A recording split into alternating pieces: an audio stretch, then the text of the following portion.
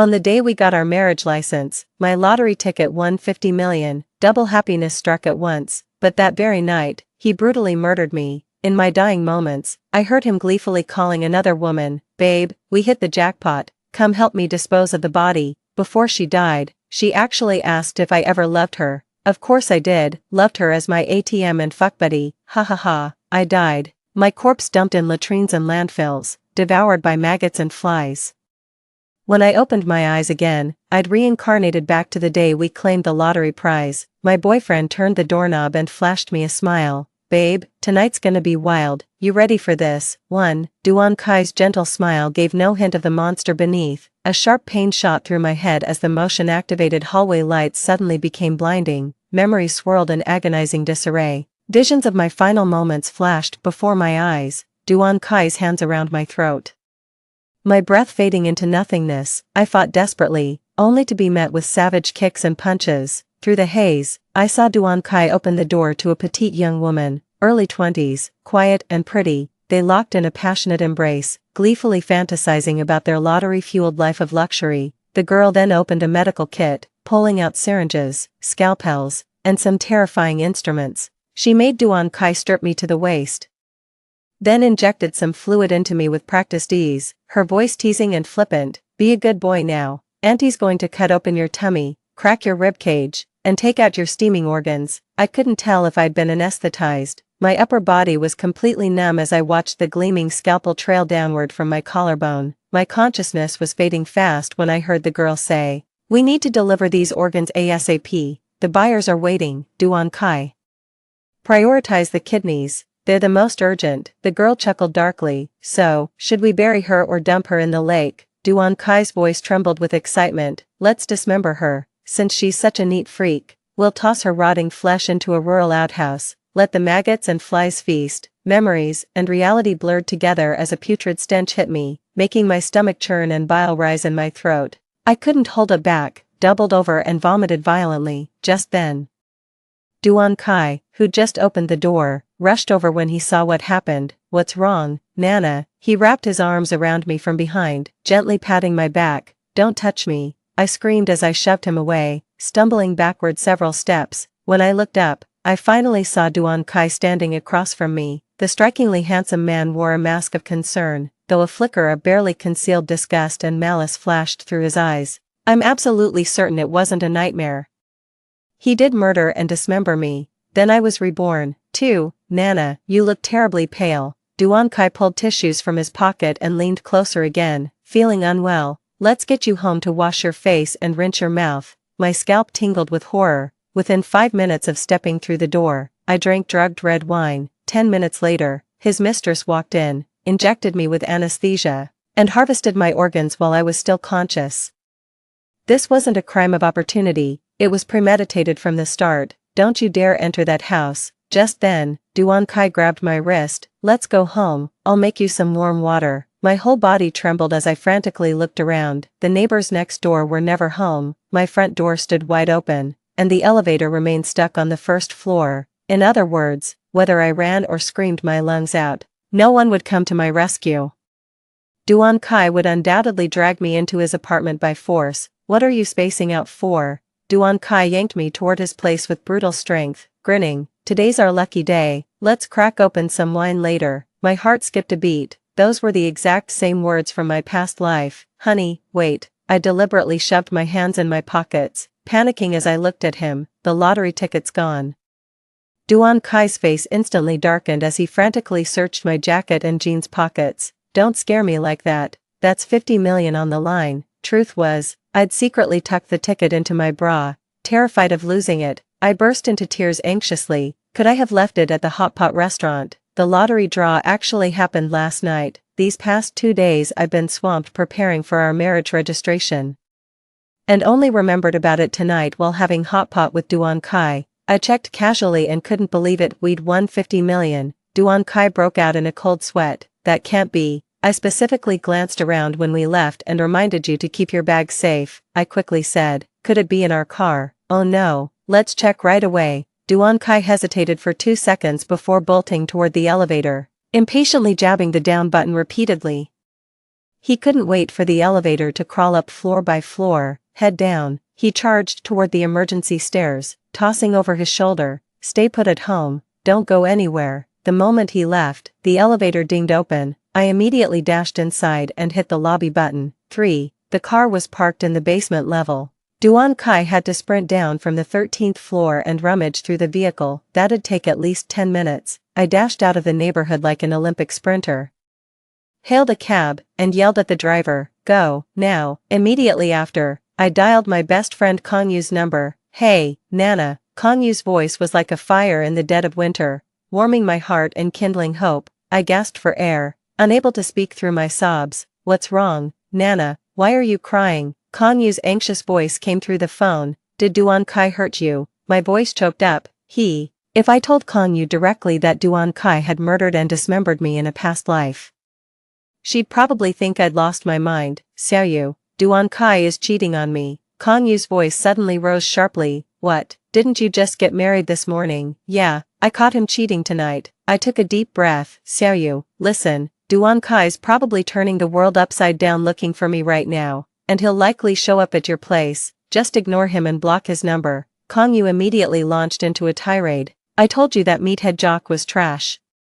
A walking hormone factory with the IQ of a ham sandwich. God knows what spell he cast on you." "Yeah, I was blind." I wiped my tears. "That jerk's probably checking every hotel for me tonight, so I can't get a room outside." "Xiaoyu, I remember your grandpa left you that apartment in Xingfu Community on Yan'an West Road before he passed. Can I stay there?" Kongyu agreed without hesitation, saying she'd bring me the keys right away. Right after the call, we reached the destination. I chose this place because there's a police station right across from Xingfu Community. If anything happens, I can call for help immediately. It takes Kongyu about half an hour to come from her home in the southern part of town. I bought a prepaid SIM card at a nearby store, found a quiet spot, and dialed 110. "Hello, I'd like to report a crime." "Yes, I'm reporting Duan Kai, a PE teacher at No. 3 High School.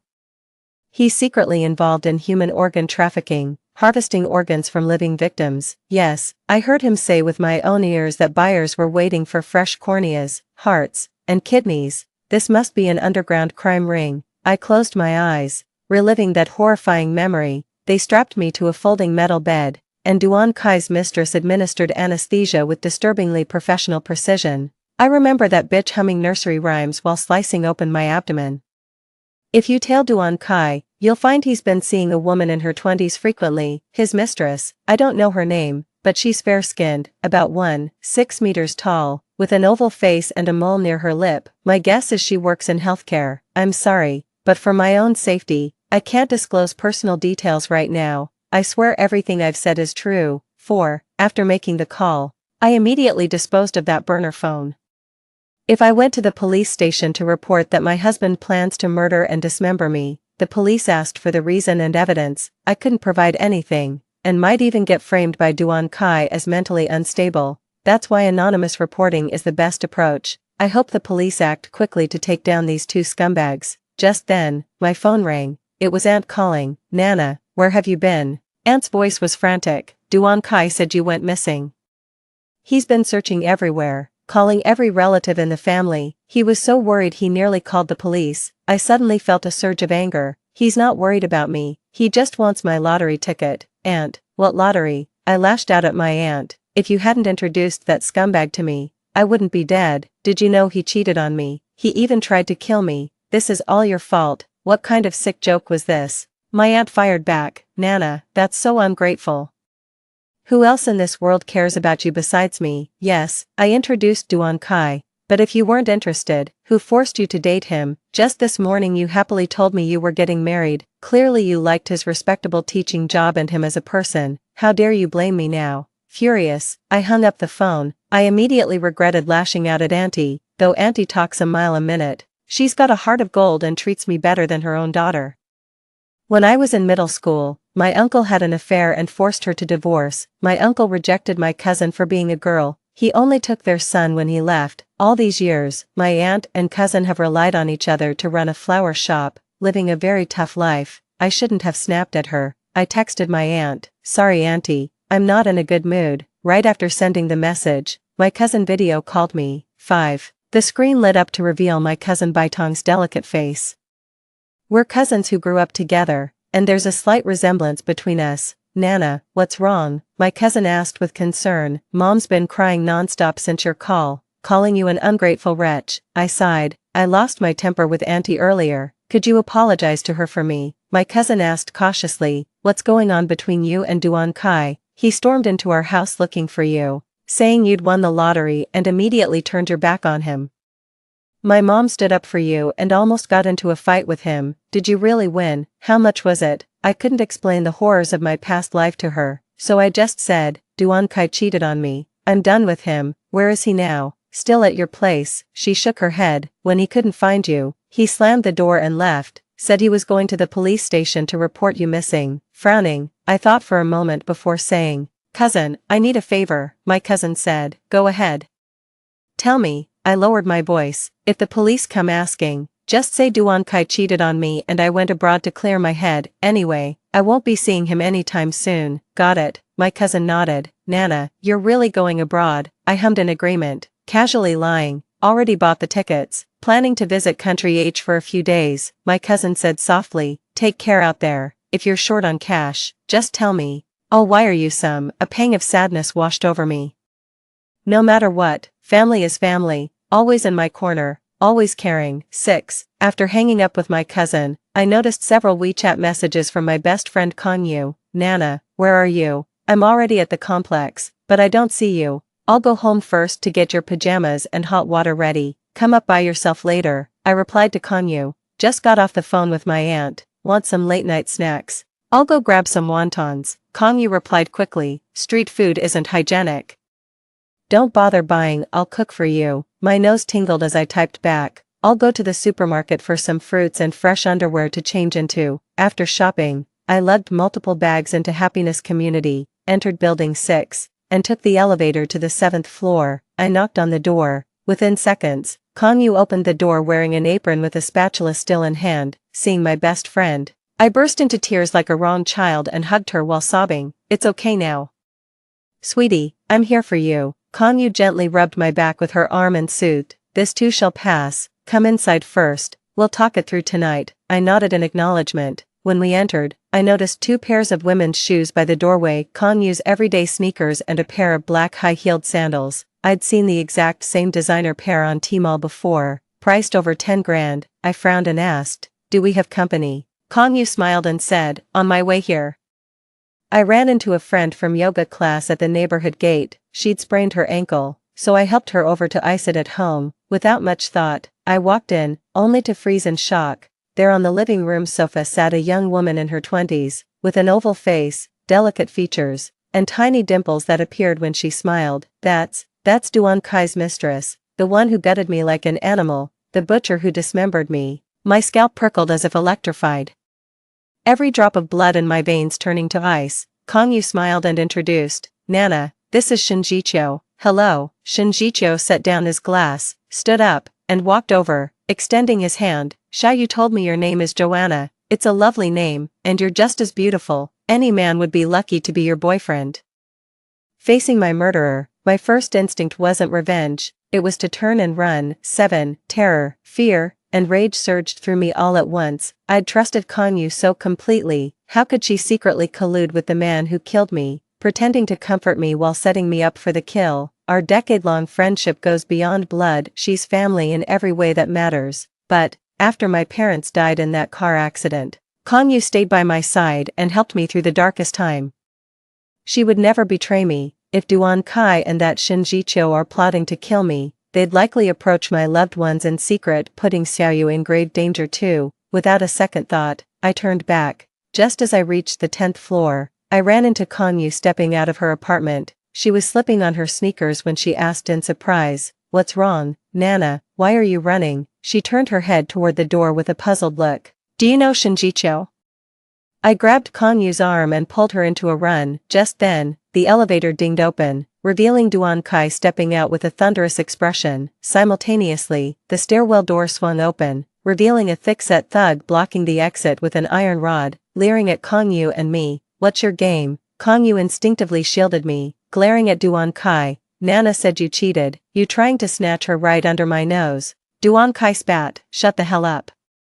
The click of high heels sounded behind us as Shinjicho leaned seductively against the doorframe, batting her lashes at Duan Kai before covering her mouth with a titter. Funny how I'm the mistress, yet your wife bolts like a scared rabbit the moment she sees me. Kan Yu's eyes widened in shock as the realization hit her. She jabbed a finger at Shinjicho and spat, you fucking befriended me on purpose, to mess with my best friend. I tugged at Kan Yu's sleeve, shaking my head to signal her to stay quiet. Darling, I said to Duan Kai, my hand stealthily fishing for the phone in my pocket. I mashed the power button, trying to trigger emergency dial while sweet-talking him. I wrote my ID number on the back of that lottery ticket. It's stashed somewhere ultra-secure. After taxes, we'd net 40 million, let's divorce, split it 50-50, then never cross paths again. You're free to shack up with whoever you want. My body was trembling.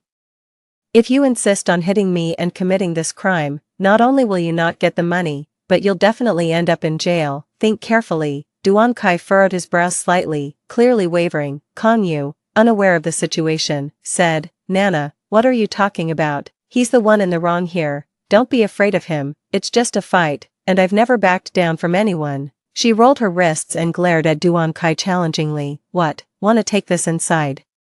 Duan Kai sneered, let's go. Just then, Kan Yu suddenly kicked the guy by the stairwell, grabbed my arm and bolted while yelling, that bitch spiked my milk tea, run. I fumbled for my phone only to realize I'd dialed 120 instead of emergency services. The operator kept asking, hello, can you hear me? I immediately hung up and dialed 110 while screaming, fire, help. At that very moment, I spotted 3 men guarding the 9th floor stairwell, armed with clubs. My phone was snatched away in an instant, cutting off the call. From the moment Kan Yu and I started running to our capture, less than 10 seconds had passed. Minutes later, Xiaoyu and I were violated and tortured to death, a horrific ordeal that lasted for hours. The ceiling was blood red, the darkness endless. Their laughter still rings clear in my ears. In the end, our kidneys, hearts, and other organs were harvested. Parts of our remains were flushed down the toilet, while the rest, stuffed into suitcases with rocks, were sunk into the fathomless depths of the river. It felt like a nightmare. 8. I was reborn once again. This time, I found myself in a taxi heading toward Happiness Residential Complex. My body turned ice cold with lingering terror. The scenes of my murder replaying endlessly in my mind. They tore my clothes off, taking turns assaulting me and Xiaoyu. When my screams became too shrill for their liking, they slit my throat with a scalpel. Duan Kai sat on the couch with Shinjicho in his arms, the two passionately kissing while watching the spectacle unfold. The memory burned fresh and vivid, as if it were happening right before my eyes. Are you alright, miss? The cab driver turned his head to ask. I jolted in fright, snapping back to reality. Forget happiness community, take me to the police station, now. Just then, my phone rang. It was Duan Kai. Like in my past life, he was frantically calling and texting me non-stop. I blocked them without hesitation, then I immediately called Kan Yu. Hello, Nana. Hearing Kan Yu's voice, I completely broke down, tears streaming as I muffled sobs into my hands. Nana, what's wrong? Kan Yu asked softly. You. I choked back sobs, taking several deep breaths before managing to say, Xiaoyu, are you okay? I'm fine, Kan Yu replied with concern. Are you crying? Did you have a fight with Duan Kai? Do you want me to come over? I stopped her immediately. There's some trouble between Duan Kai and me. It's complicated. If he calls, don't answer. No. With that, I sobbed an apology. I'm sorry, Xiaoyu. I'm so sorry. Kan Yu burst out laughing. Why on earth are you apologizing out of the blue? Wiping my tears, I asked, Xiaoyu, do you know a woman named Shinjicho? Kan Yu froze momentarily. I do. Is she the reason you've been upset? I pressed anxiously. How did you two meet? How long have you known each other? What does she do for a living? Kan Yu replied, about 3 months ago. Remember when I joined that yoga class? Shinjicho happened to be a student there too. She struggled with many poses and asked me for help. We ended up having meals together a few times, and before we knew it, we became close. She told me she's a nurse working at a medical checkup center. She even gave me a health screening card. Said she could use employee privileges to get me some free cancer screening tests.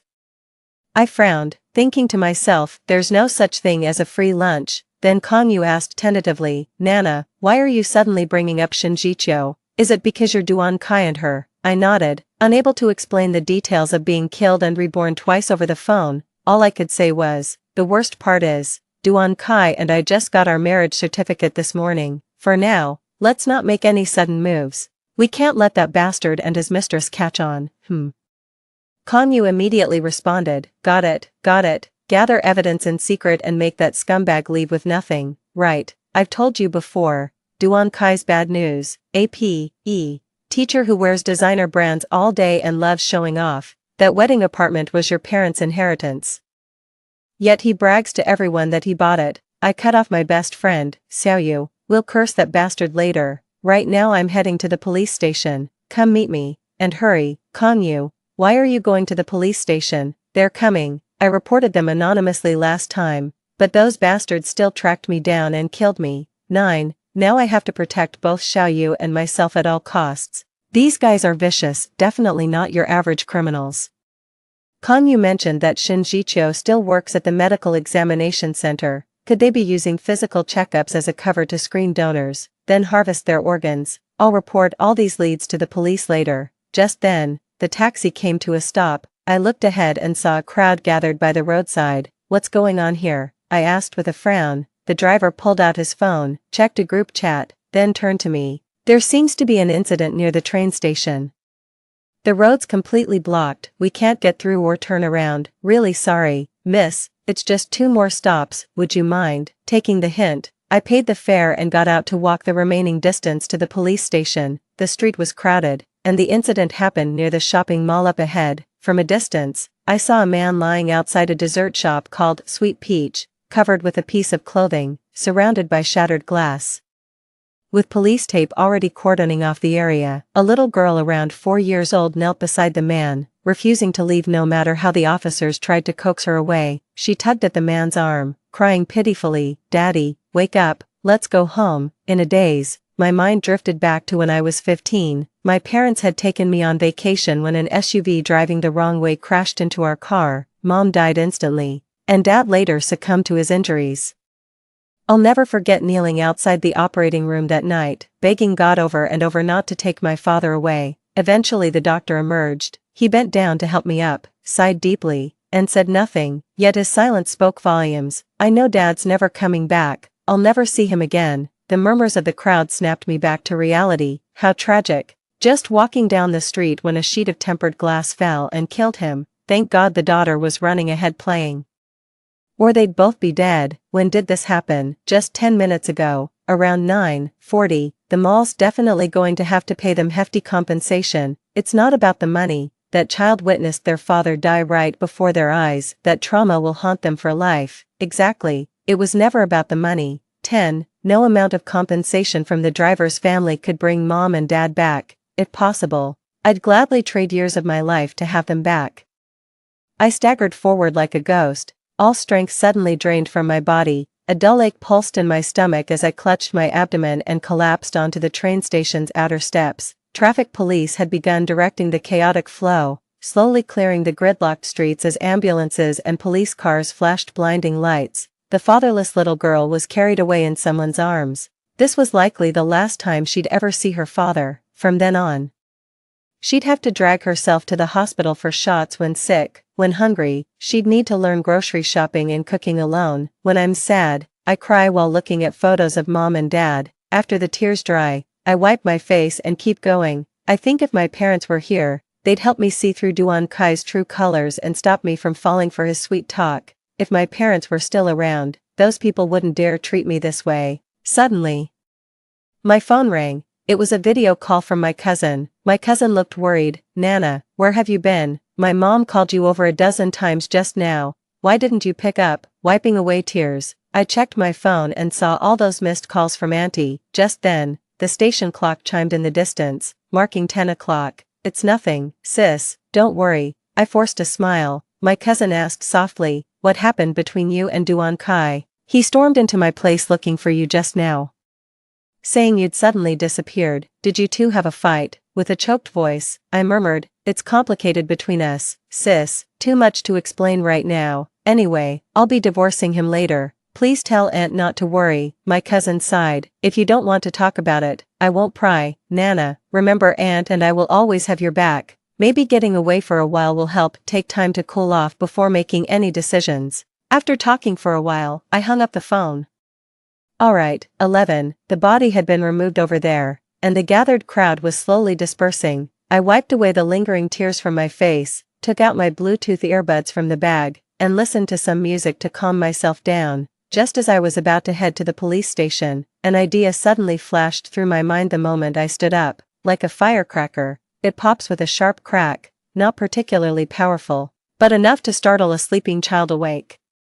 After being killed for the first time, I chose to report it anonymously and fled to my best friend's apartment in Happiness Community on Yenin West Road. My best friend was also a victim. She'd never betray my whereabouts. Then who could know? I glanced down at my phone. Right before the murder, I'd answered a video call from my cousin. Duan Kai was introduced to me by my aunt, who said he's a decent-looking guy with good character and a stable job. If I stormed out in anger, anyone could guess I'd either go to my aunt or my best friend, yet Shin Jichio just happened to bump into Kongyu at the entrance of Happiness Community. There seemed to be many loose ends, messy but nearly sorted out. I immediately called my best friend, and after what felt like ages, the call finally went through. Hey Xiaoyu, where are you right now? I asked anxiously. Kongyu, still at home, ugh. I accidentally spilled my drink earlier and got my clothes all dirty, so I took a quick shower.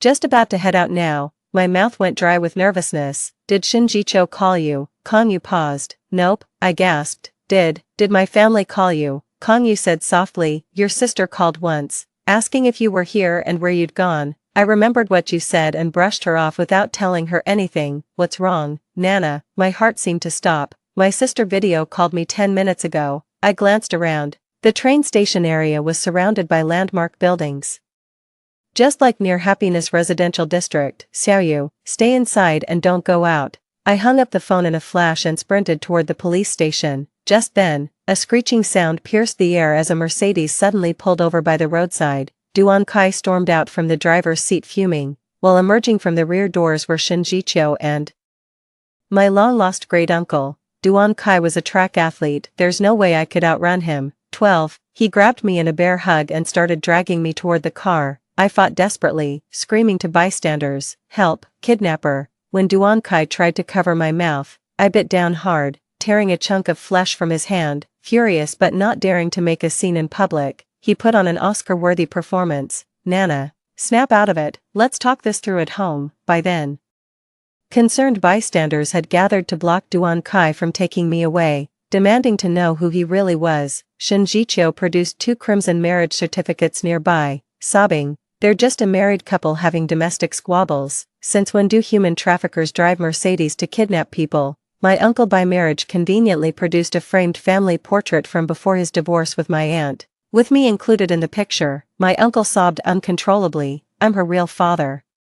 I spoiled this girl rotten since childhood. Now she storms out at the slightest disagreement. Just like that, I was forcibly shoved into the backseat under everyone's watchful eyes. Whatever Shinjicho injected me with drained all my strength. I couldn't scream, couldn't escape, just slipped helplessly into unconsciousness. I was murdered. This time was different. I'd bitten a chunk of flesh from Duan Kai, and Shinjicho didn't bother with anesthesia. They cut out my tongue, gagged me, then carved me open alive, harvesting organs before dismembering the remains. There's a widely circulated saying online, 2 things in this world should never be stared at directly, the sun and the human heart. Killed over and over, gutted time after time, the deepest pain comes from the knife wielded by your own flesh and blood. In my dying moments, I faintly heard Duan Kai ask, how should we dispose of the body? 13. Uncle said, take it somewhere deserted.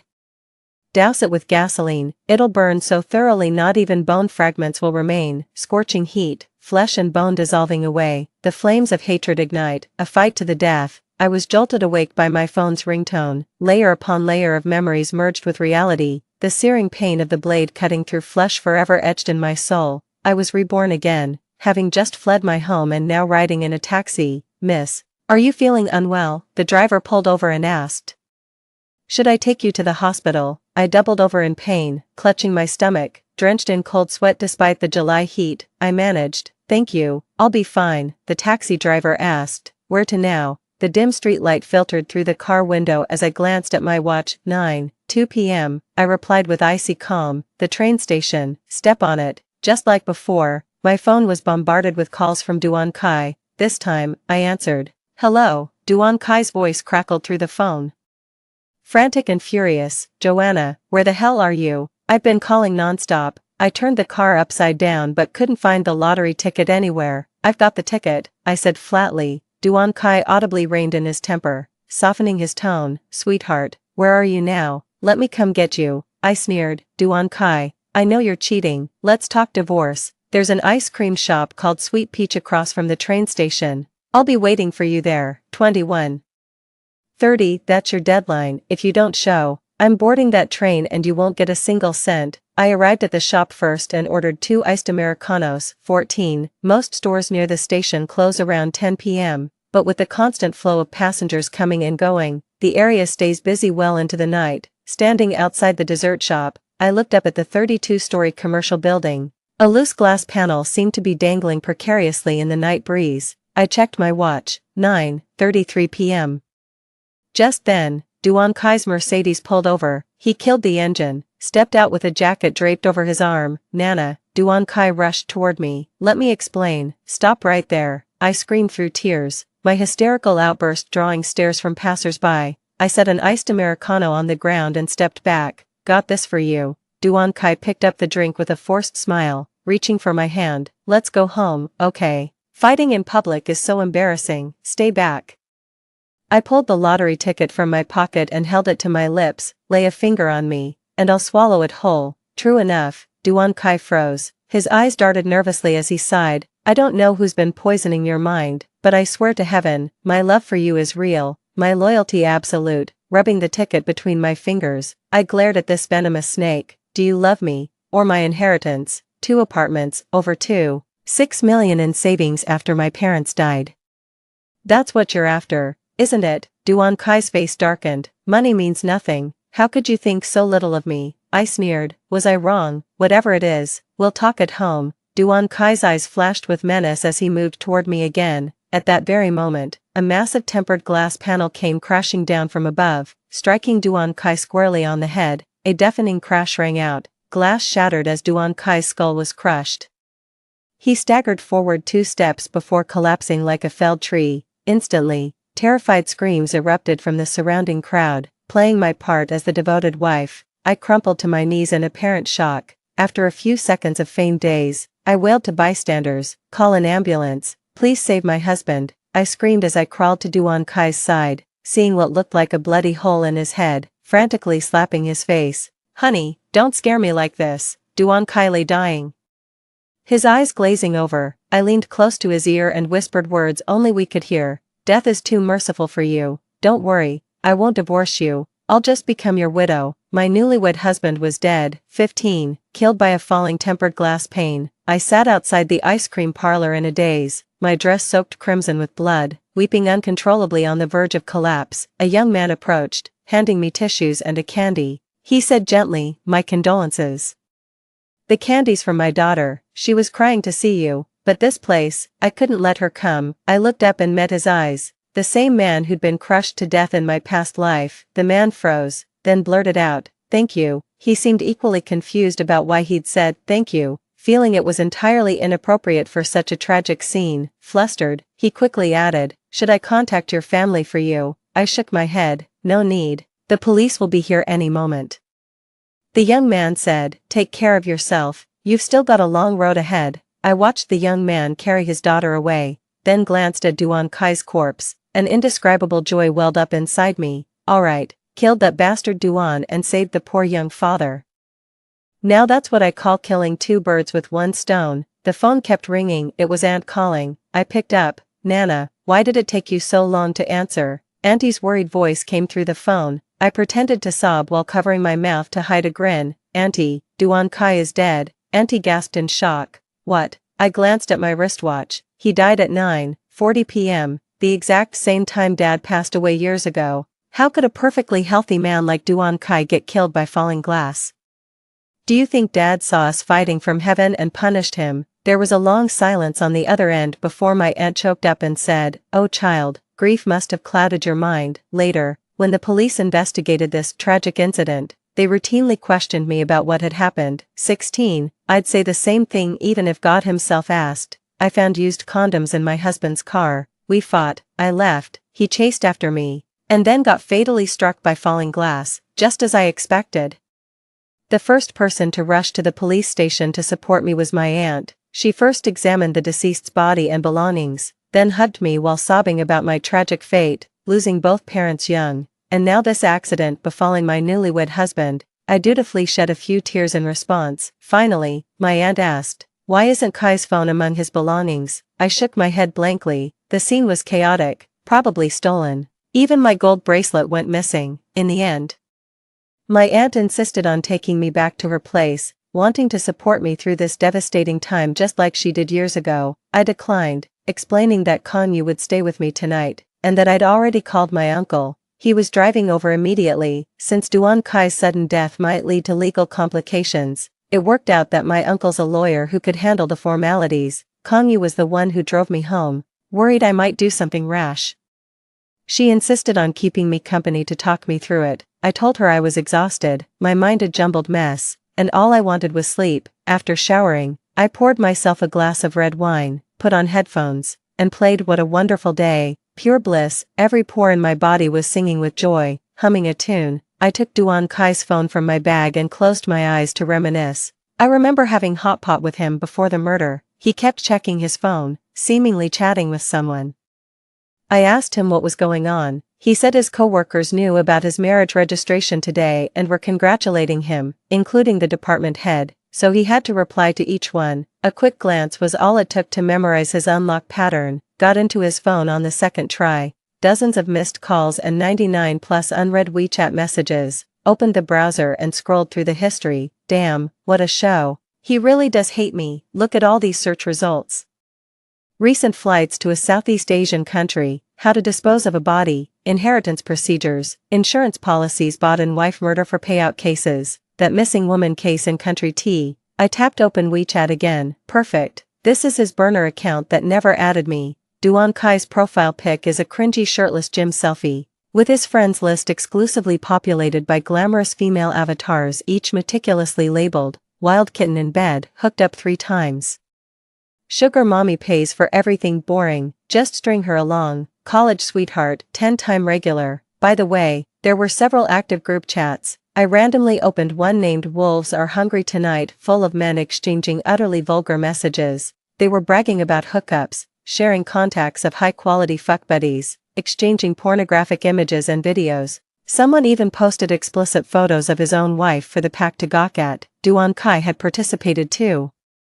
Posting a photo of my back while I was changing clothes, someone commented, "Mrs. Duan's got a nice figure, show us the front view, boss." Duan Kai, hand over your girl, then I'll send it. The group members egged them on to swap resources. Disgusting beyond words. The more I saw, the sicker I felt. Couldn't bear to glance at that group again. Took several gulps of red wine to barely keep my anger in check. I left the group and kept scrolling through his WeChat.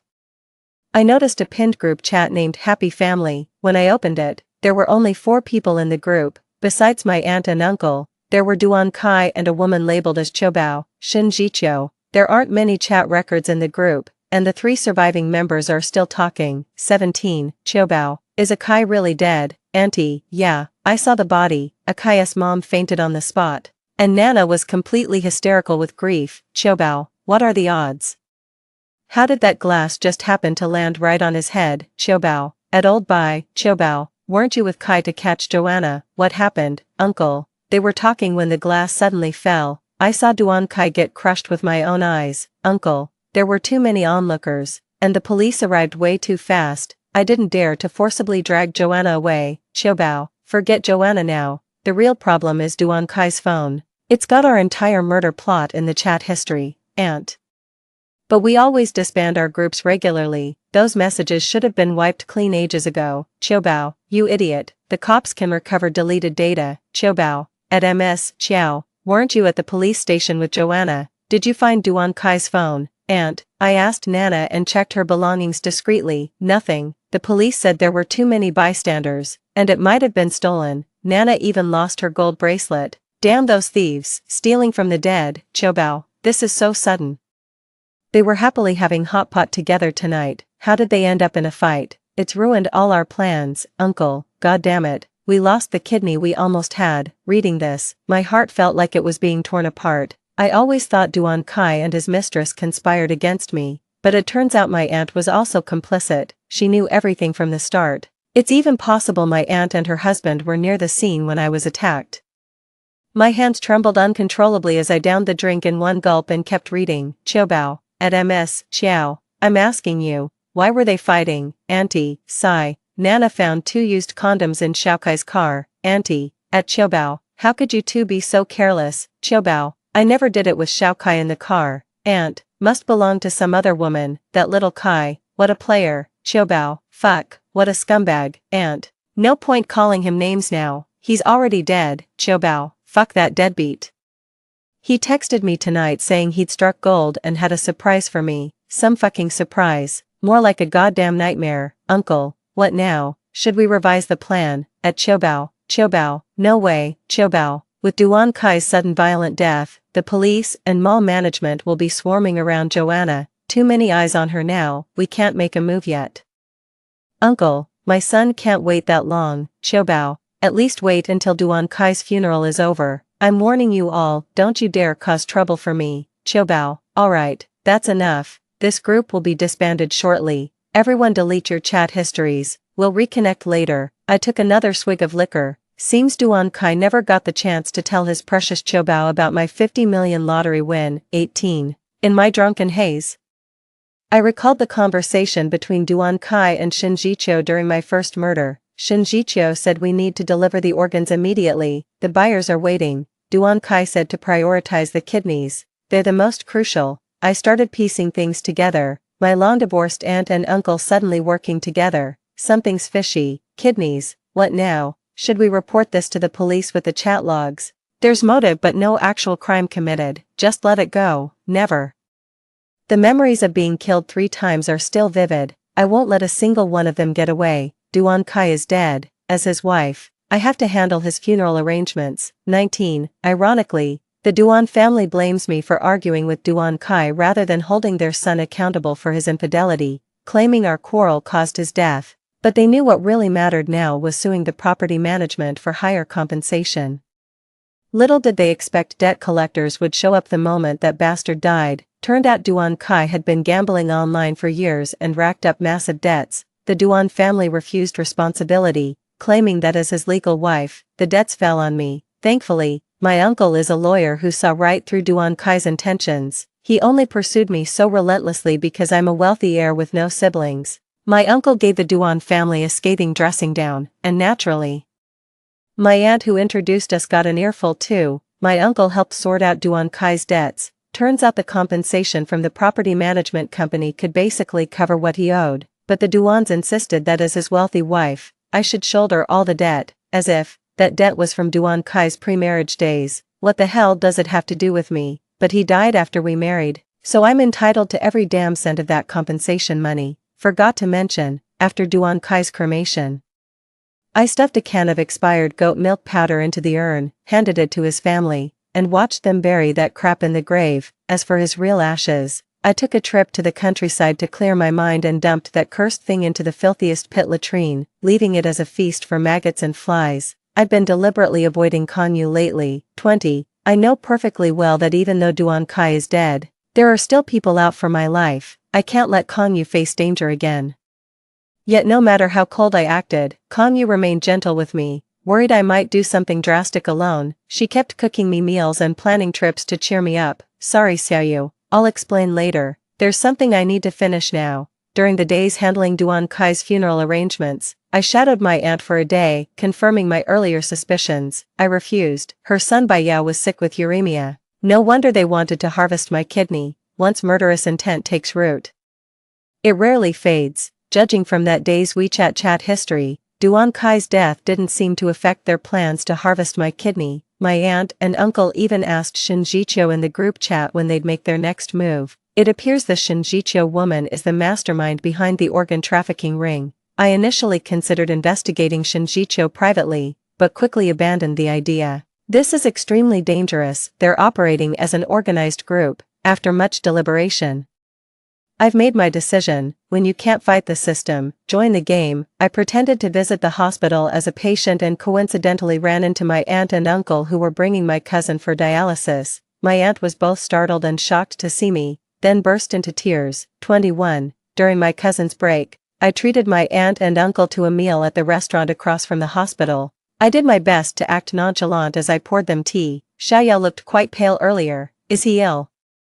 I asked gently, just as Aunt was about to speak. Uncle silenced her with a look. Uncle forced a smile. It's just chronic pneumonia. Your brother's always been frail since childhood. I didn't expose the lie, sighing as I gently rubbed Aunt's arm. If you need money, please don't hesitate to ask me. Aunt kept crying with her head bowed when suddenly, she dropped to her knees with a thud and grabbed my arm. Nana, the truth is, Xiaoyao has kidney failure. I looked at Uncle.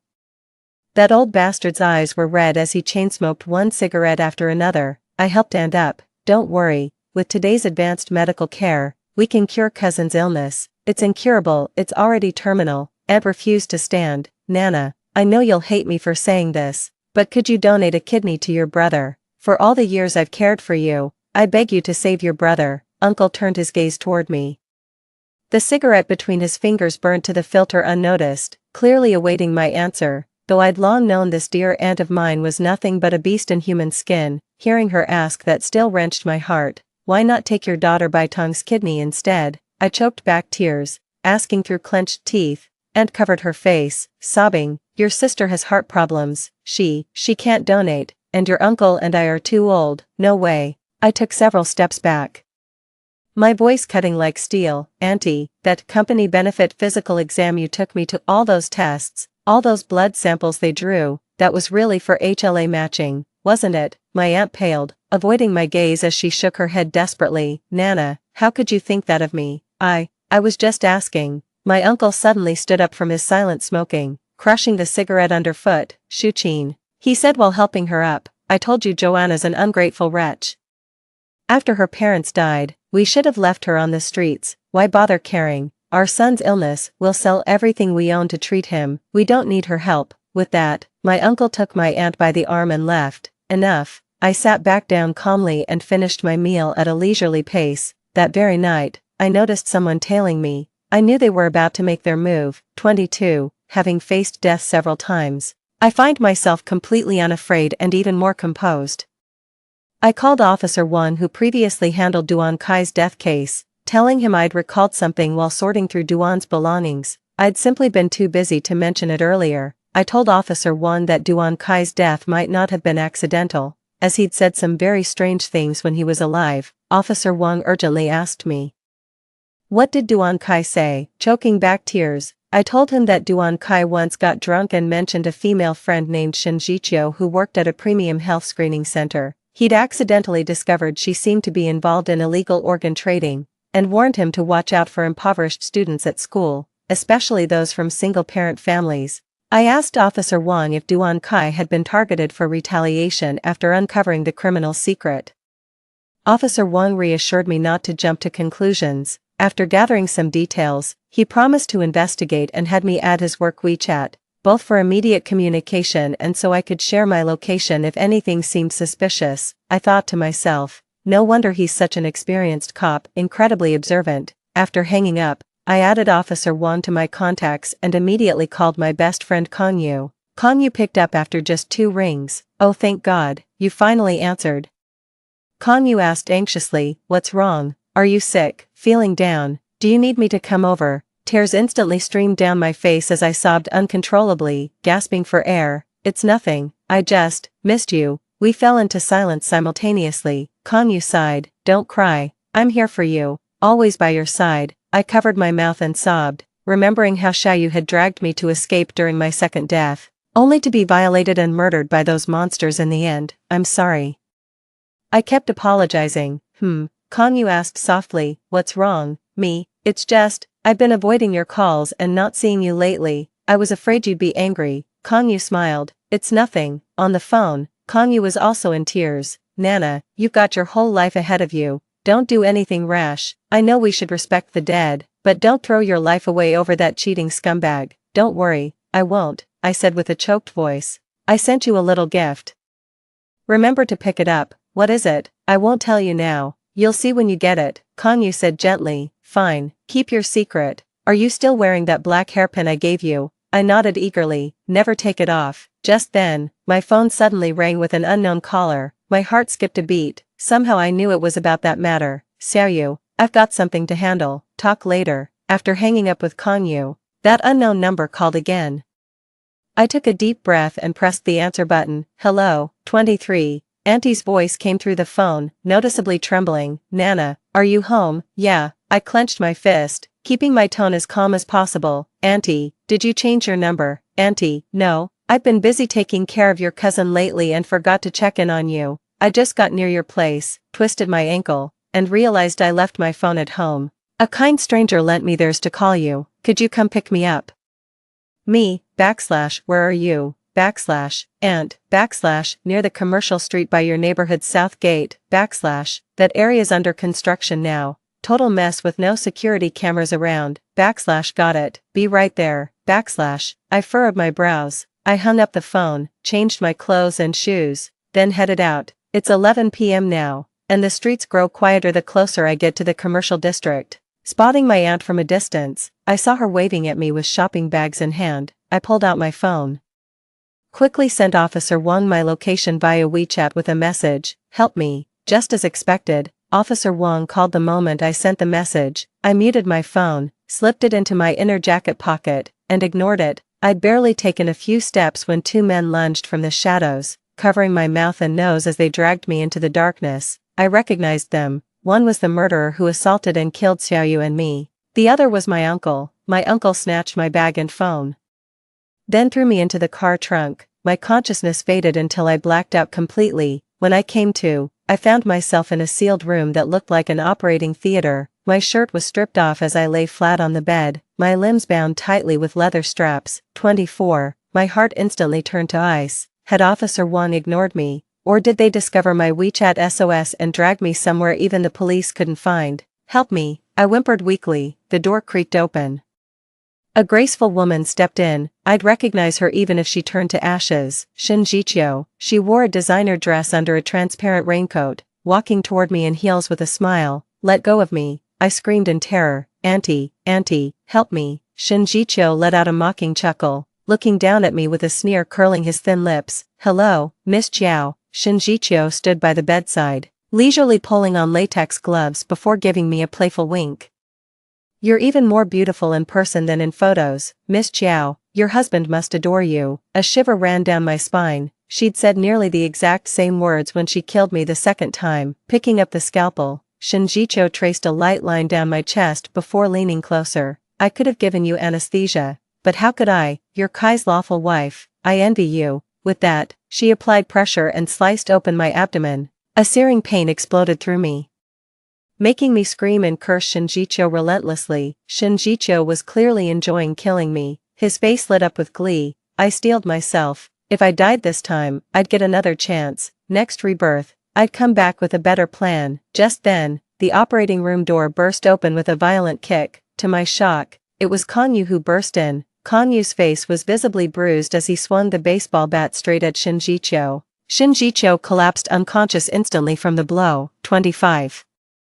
Konyu rushed over in panic. When he saw the bloody gash on my waist, he gasped in horror, fumbling nervously before grabbing a scalpel to cut the ropes binding my limbs. Those goddamn bastards. Konyu reassured me. Nana, stay with me. Whatever you do, don't fall asleep. My vision kept fading in and out as I asked, how did you find me? Remember that hair tie I gave you? Konyu gestured toward my head with her chin. After Duan Kai died, you became a completely different person, shutting me out, refusing to talk. I was so worried I sewed a child's GPS tracker into the hair tie. When you suddenly hung up tonight with that strange tone in your voice, I came running. I sobbed angrily. Are you insane? That was way too dangerous. Konyu chuckled. Relax. I heard police sirens heading this way when I came in. That steadied my nerves. So I just followed your location. Damn. Who knew a medical center had places like this? Just then, I saw Shinjichio scrambling to his feet, looking ready to bolt. Look out, I shouted, shoved Konyu aside, grabbed two scalpels from the surgical tray, and lunged at the woman, driving the blade straight into her neck and chest. This was mortal hatred. I showed no mercy. Losing too much blood, I quickly exhausted my strength and blacked out. My injuries were severe, the wounds became infected, and I was given multiple critical condition notices. 26. For every moment I was unconscious. Xiaoyu kept vigil without sleep, but in the end, I survived their attempt on my life and pulled through. When I came to again, several days had already passed. Once I'd recovered somewhat, Kangyu told me what happened after that night. I killed the criminal Shinjicho. But it was self-defense, so I bear no criminal liability. That night, Officer Wang actually came to my place with his trainee after our phone call, intending to conduct a detailed interrogation, but soon after, he received my distress signal and immediately rushed to my location upon realizing I might be in danger. However, the assailant must have discovered my phone as the signal suddenly cut out. Acting on my earlier tip, Officer Wang immediately headed to XX Comprehensive Health Center and called for police backup. That night, police arrested 4 suspects at the center: my aunt, Shin Jiqiu, along with 2 men surnamed Li and Zhao. As for my uncle-in-law, he must have noticed multiple missed calls on my phone and fled when he sensed something was wrong, according to preliminary police investigations. The criminal syndicate led by Shin Jiqiu has been implicated in multiple cross-border human trafficking cases involving women and children. They engage in organ trafficking, luring victims with free therapy sessions and health checkups before murdering them to harvest and sell their organs. After my aunt and uncle got involved with this criminal group, they learned how valuable a living person's kidney was. The transplant surgeon alone demanded nearly $1,000,000 for their son's operation. They targeted me next, conspiring with a gambler named Duan Kai to have him seduce me into marriage before killing me to inherit my parents' legacy. My 2 properties and over $2 million in savings would be split between them: 40% to my relatives, 60% to Duan. My kidneys went to Auntie, while Duan Kai and Shin Jiqiu sold off my heart and other organs. Later, police recovered Duan Kai's phone data through technical means, which contained damning evidence. Their scheme was originally foolproof. But Duan Kai died unexpectedly, and sensing something amiss, I alerted the police in time. The self-rescue ultimately succeeded. The case remains under investigation, and my aunt has been arrested on charges including kidnapping and organ trafficking. Authorities have issued a warrant for my uncle's arrest, with current intelligence suggesting he likely fled to Southeast Asia. During my hospital stay, my cousin Bai Tang came to visit me. The moment she entered, she dropped to her knees and kowtowed to me repeatedly. 27. I'm so sorry, Nana. I'm apologizing on behalf of my parents. I stared at her coldly without uttering a word. My cousin crawled toward me on her knees, sobbing uncontrollably. Mom just lost her senses for a moment. Dad manipulated her. Nana, she truly treated you like her own daughter. Could you please beg the police for mercy? I cut off my cousin. This isn't something I can handle. My cousin's eyes reddened. Nana, after your parents passed, my mother took such good care of you. You can't just bite the hand that feeds you. I interrupted again. Good care. From 15 to 18, that's barely 3 years. I clenched my fists. Back when she divorced your dad and had nowhere to live, I let you 2 stay in one of my family's apartments rent-free. You've never even mentioned returning it. Not just that. Because she's my aunt and I saw how unhappy she was after the divorce. I kept buying her gold jewelry to cheer her up, giving her at least 5,000 every month. So who's the real ingrate here? Cousin, you're just taking advantage of me because I'm an orphan. My cousin's face paled slightly. You, let me finish. Clutching my wound, I struggled to sit up. You were in on this too, weren't you? My cousin glanced around warily. The hospital room held just the 2 of us now. She glared at me. Stop talking nonsense. I had no idea about this from start to finish. If the police really suspected me as an accomplice, they would have arrested me long ago. I scoffed. Right, you conveniently weren't in that happy family group chat. Spotless record, huh? But sis, I saw Duan Kai's phone. He booked tickets to country tea in advance. Unless something goes wrong, I'll be killed on our wedding night. Then who's he traveling with? Cousin. We look alike. While I'm murdered domestically, he'll take you abroad pretending to be me. My real time of death gets buried. Maybe you'll fake my disappearance overseas. Or worse, keep impersonating me to steal my assets and live with him. My cousin's chest heaved as she burst into angry tears. These are just your wild accusations. How dare you slander me like this? I turned around. pulled out a stack of printed photos from my bag and flung them at her face, screenshots of their flirtatious messages and intimate photos I'd found on Duan Kai's alternate account that day. Every time I was killed before, Duan Kai could always track down my hiding spot instantly. Only my cousin had video calls with me. Being local and knowing Konyu, she could easily pinpoint my location and tip off Duan Kai. I glared coldly at the woman. Duan Kai's dead. No one can prove your involvement now, and your mother won't testify against you. But we both know the truth. Bai Tang collected the intimate photos one by one. Her earlier timidity gone as she smiled faintly. Like I said, I've never wronged you and know nothing about this. Besides, is hooking up with Duan Kai illegal? Didn't think so, I scoffed. Of course it's not, but trespassing on my property without permission is illegal. Get out of my house before tonight. Beidong gritted her teeth. My mother was right. You're an ungrateful wretch. I raised my chin defiantly. If you don't leave, I'm calling the police. After driving Beidong away, I collapsed weakly and passed out. When I woke again, it was already noon the next day. 28. Konyu sat by the hospital bed and leaned in urgently when she saw me awake. How are you feeling? Should I call the doctor? I shook my head, pressing lightly on my side over the blanket. I'm fine, just that the wound hurts like hell. Konyu spat out. That damned Bai Tang. One moment of carelessness, and she slipped in to upset you. I said weakly, ignore her. I'll call my uncle later to deal with this and have that woman thrown out of my house. Konyu frowned. Bai Tang is missing. Huh? I asked in confusion. What happened? Konyu tucked me in and said, someone reported seeing your uncle at the bus station. Shortly after, Bai Tang vanished, and her brother Bai Ya disappeared too. A bad feeling crept up on me as I turned to Konyu. Konyu nodded. We're on the same page. The Bai family favors sons over daughters. Your uncle probably still wants to get a kidney transplant for his son. Security cameras caught him leaving town with the kids. Bai Tang seemed unconscious, but who knows where they were headed. I sighed. Whatever, just thinking about it annoys me. Konyu suddenly remembered something and pulled an envelope from her bag. With a grin, she said, been so busy taking care of you that I only just found this at home. You mailed me a lottery ticket before everything happened. Damn, Xiao Qiao, 50 million. My nose tingled as I said, this is for you. Konyu sat beside me. I can't take it. Keep it for yourself. No way. I grabbed her hand insistently. You saved me. We split it half-half, or we're done as friends. Konyu waved it off. We'll talk later. Just focus on recovering now. Stay healthy for me. Duan Kai smiled so gently, you'd never guess he was a villain. Konyu wiped away my tears, only to start crying herself. You might think this sounds crazy, she said. I had a nightmare where I failed to save you from Duan Kai and Shinjicho. They killed you over and over in the most horrific ways. That's why this time, I swear I'll protect you. I was sobbing uncontrollably. Xiaoyu, what's wrong? Let's go traveling together after I recover. But I still have to work. Forget work. I'll take care of you. The end. Story 2. In our past life, the primordial god chose both my sister and me. One was the smut novel heroine system.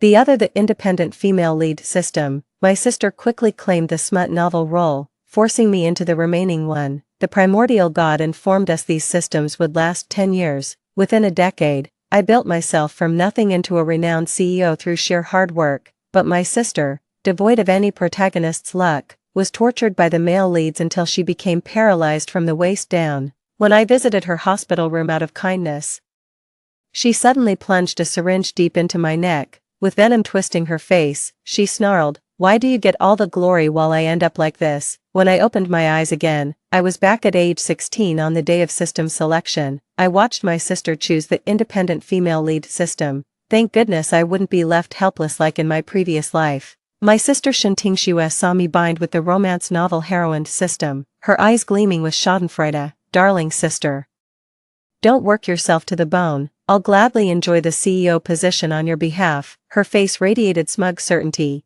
as if she'd already clenched future victory in her fist. Watching her leave, I finally exhaled in relief. In my past life, this system led me down endless detours and straight into every trap. Whenever I'm in trouble, the mere thought of seeking help would bring punishment upon me. That system won't provide you with any tools or skills. You're completely on your own, host. You must form a contract with this system. The system's timely reminder snapped me out of my daze. After signing, I eagerly opened the in-game store. Browsing through the dazzling array of items, I went to redeem them only to find I lacked sufficient points. 1. No points. Then I'll just earn some. Opening the quest panel, I saw 2 different male leads, both with 0 initial affection points. First place, Gu Jinyan. Status: Student Council President, top-ranked academic prodigy. Family background: sole heir of the prestigious Gu dynasty. Personality: aloof and ascetic, rarely smiles, maintains detached indifference toward others. Second place, Lu Lin. Status: sports scholarship student. Family background: heir to the Lu family, equally prestigious as the Gu family. Personality: hot-tempered tsundere, flamboyant in actions, fiercely protective of his inner circle. Reading their profiles made me raise an eyebrow involuntarily. In her past life, Shenting Shui used her body to manipulate them. After the system vanished, the male leads broke free like puppets with cut strings, subjecting her to brutal retaliation. Guess I'll need a different approach this time. My mind automatically started strategizing how to approach these 2 male leads. Though my family is comfortably middle class, in this elite high school crawling with rich kids and rigid social hierarchies, I'm at the absolute bottom of the food chain. Host, don't panic. As a newbie perk, I can let you enter one of the male lead's dreams. What? There are newbie benefits. This is some premium treatment. Having chosen tonight's target, I left the space in high spirits. Ting Xue, why did you give up piano and ballet? Did she say something to you? Just as I stepped out of my room, I heard Mom's voice coming from the living room. My sister said you've spent all the family savings on me, leaving her without a comfortable life. It's my fault. Who does she think she is? You'll always be our precious daughter. Dad chimed in. She didn't grow up with us. You're our pride and joy. Shenting Shui sobbed pitifully. I can't upset my sister. I'll practice at home with videos. Her happiness means everything to me. The female protagonist system forbids Shenting Shui from using others' money for self-improvement. In my past life, my parents didn't object when I transferred to a regular high school. When they learned I'd cover all tuition and living expenses without costing them a penny, they praised me for being sensible. Shentinglan, get your ass out here right now. In the living room, our parents hovered around Shenting Shui, their faces etched with anguish and fury. The moment I appeared, Mom jabbed a finger at me and snapped, "How could you be so selfish? Tinglan, Ting Shui has sacrificed so much for you. What more do you want?" Dad glared icily and added, "We didn't raise you all these years just to watch you bully your own sister." Shenting Shui hid behind her mother, a faint smirk playing on her lips as a glint of triumph flashed in her eyes. I knew she was reveling in this moment, savoring the thrill of watching me get scolded by our parents. It was my fault. I won't ever bully my sister again. The thought of Shenting Shui having to scrape together tuition money for herself suddenly made these reprimands feel insignificant. Seeing my sincere attitude, my parents let me go. Back in my room, the system said I could bring 1 item into the dream. I began preparing for tonight's dream journey. In the dream, I watched Gu Jinyan working in the study, dressed in a bespoke black suit. Though still a student, as the future heir of the Gu family, he had to get acquainted with the family business early on. Meanwhile, I sauntered toward him in the system-provided sexy bunny girl outfit, swaying in red stilettos. Jinyan, won't you help little old me? I clung to his arm, rubbing against it coquettishly. With the system's assistance, Gu Jinyan quickly showed a reaction, though he remained expressionless. The subtle bob of his Adam's apple betrayed him. What do you want to do? His gaze burned with danger and desire when he looked at me. I'm completely clueless about what comes next. Could you teach me? I bit my lip, putting on a pitiful expression. He suddenly pulled me into his arms, his breath hot against my skin. For you, I'd do anything. He carried me to the bed, preparing for what was to come. That's awesome. Thank you for agreeing to teach me. I quickly wriggled out of his arms and slapped the math test paper open on the bed. I'm completely lost on this final problem, but I know you can teach me, math genius. So we spent the whole night in bed working through that final math problem. The next morning, I felt completely refreshed, as if I'd drained Gu Jinyan like a succubus. Gu Jinyan's affection plus 10, current affection, 10 out of 100, points obtained, 100, rubbing my eyes while checking the details. I couldn't help but chuckle, just imagining Gu Jinyan actually tutoring me all night in my dreams. From trigonometry to basic calculus, too, interesting.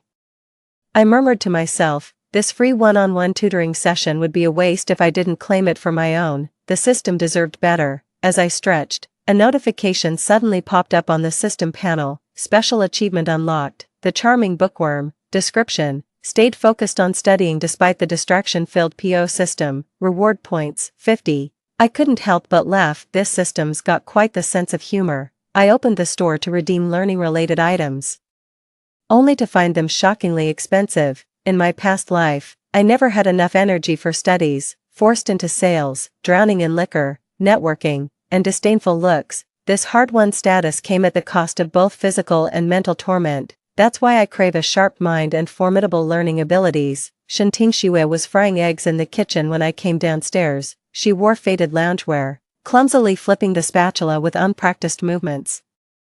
This was part of the self-reliance clause mandated by the female protagonist system. Her eyes burned with envy when she saw my energetic demeanor. Seems you've already settled into your new role. Don't overindulge yourself to death in bed. Without getting angry, I pointed at the frying pan. You should worry about yourself first. Food poisoning means paying hospital bills out of pocket. Shanting Shiwe let out a shriek. Seeing her misfortune put me in an even better mood. So I hummed a tune on my way to school. The elite high school's campus remained as opulent as ever. Fountains, sculptures, and meticulously manicured gardens. Every detail reeks of affluence. Wearing my school uniform, I walked through the deserted campus, sensing a state of mind utterly different from my past life. In the classroom, I started working on test papers, applying last night's study techniques. Sure enough, problems that once baffled me suddenly became solvable. Only when hunger pangs struck did I reluctantly set aside the workbook. The cafeteria buzzed with lunchtime chatter as I carried my tray to a quiet corner. Just as I opened my notebook to study, a shadow fell across the pages. Looking up, I saw Gu Jinyan standing before me, faint dark circles under his eyes. Did you figure out last night's problem? His voice was soft, yet it rippled through the air like a pebble breaking water's surface. Thanks to you, my thoughts are much clearer now. I feigned composure, and if I still don't understand, you could teach me passionately, with all your might, just like last night, until you're completely spent. The latter part carried a deliberately suggestive tone, dripping with innuendo that invited wild imaginations. Gu Jinyan's affection +5, current affection 15 out of 100. He set down his tray and sat across from me, instantly drawing hushed whispers from those around us. Who's that woman? The chairman is actually having lunch with her. Could she be a business partner of the chairman's family? The cafeteria murmurs spread like wildfire. Gu Jinyan's slender fingers tapped the desk, and all those prying eyes instantly withdrew. Trigonometric substitution. Why do you keep making mistakes with this? I nearly choked on my soup. Is this genius seriously treating a wet dream like a math tutoring session? 3. So, President, are you going to tutor me personally? I deliberately leaned forward, letting my uniform collar slip suggestively. The tips of his ears turned visibly red, though his expression remained aloof. Come to the student council after school. He handed me a gold-embossed business card before taking his leave. Gu Jinyan's affection +3. Watching his retreating figure, I mused how rare it was to meet such an innocent man these days. Amusing, as I pondered how to approach the second male lead over lunch, he unexpectedly came looking for me first. Hey, you're the woman who's been seducing Gu Jinyan, aren't you? The voice came from above. Looking up, I was met with a striking head of fiery red hair. Lu Ling stood before me with one hand in his pocket, his athletic jacket casually draped over his shoulders, revealing well-defined arm muscles. He looked down at me with a dangerously appraising gaze. Thought you were a good student, but you're no different from those women trying to seduce Jinyan. He gave me a disgusted look before leaving with his crew. Lu Lin's affection -10, current affection, -10 out of 100. My mind was racing with questions. Does he have feelings for Gu Jinyan? Is he seeing me as a love rival? Are you sure this isn't BL content? These penalty points make zero sense. I silently questioned the system in my mind. Honey, I'm a 100% straight system. Me and that queer system next door are sworn enemies. Damn, now I'm low-key shipping you too. The school bell had barely rung when Dad's text came through. Shintinglan, your sister's crying about refusing her allowance, claiming you threatened her. Don't expect another cent from me starting now. Shintingshu is miserable and wants to drag me down with her. Not a chance. Before heading to the student council, I slapped myself hard twice. Tears instantly welled up. In this disheveled state, I went to meet Gu Jinyan. The student council door was ajar. When I pushed it open, Gu Jinyan was bent over grading papers, the delicate shadows of his eyelashes cast by the light behind his gold-rimmed glasses. Without looking up at the sound, he said, bring out last week's monthly exam papers. Okay, I answered obediently, my voice trembling slightly with unshed tears. I shrank into the seat farthest from him. Only when Gu Jinyan noticed my silence did he finally look up at me. What's wrong? With red-rimmed eyes, I cautiously lifted my gaze to Gu Jinyan, my fingers unconsciously twisting the hem of my school uniform. It's nothing. Just my sister taking her anger out on me. I phrased it ambiguously. Even if Shenting Shui accused me of slander, I'd have grounds to defend myself. Gu Jinyan's gaze lingered on my swollen cheek for a moment, his pupils contracting slightly behind gold-rimmed glasses. Did she hit you? No, don't blame her. It was my carelessness. I bit my lower lip and shook my head, but tears kept falling uncontrollably onto the desk.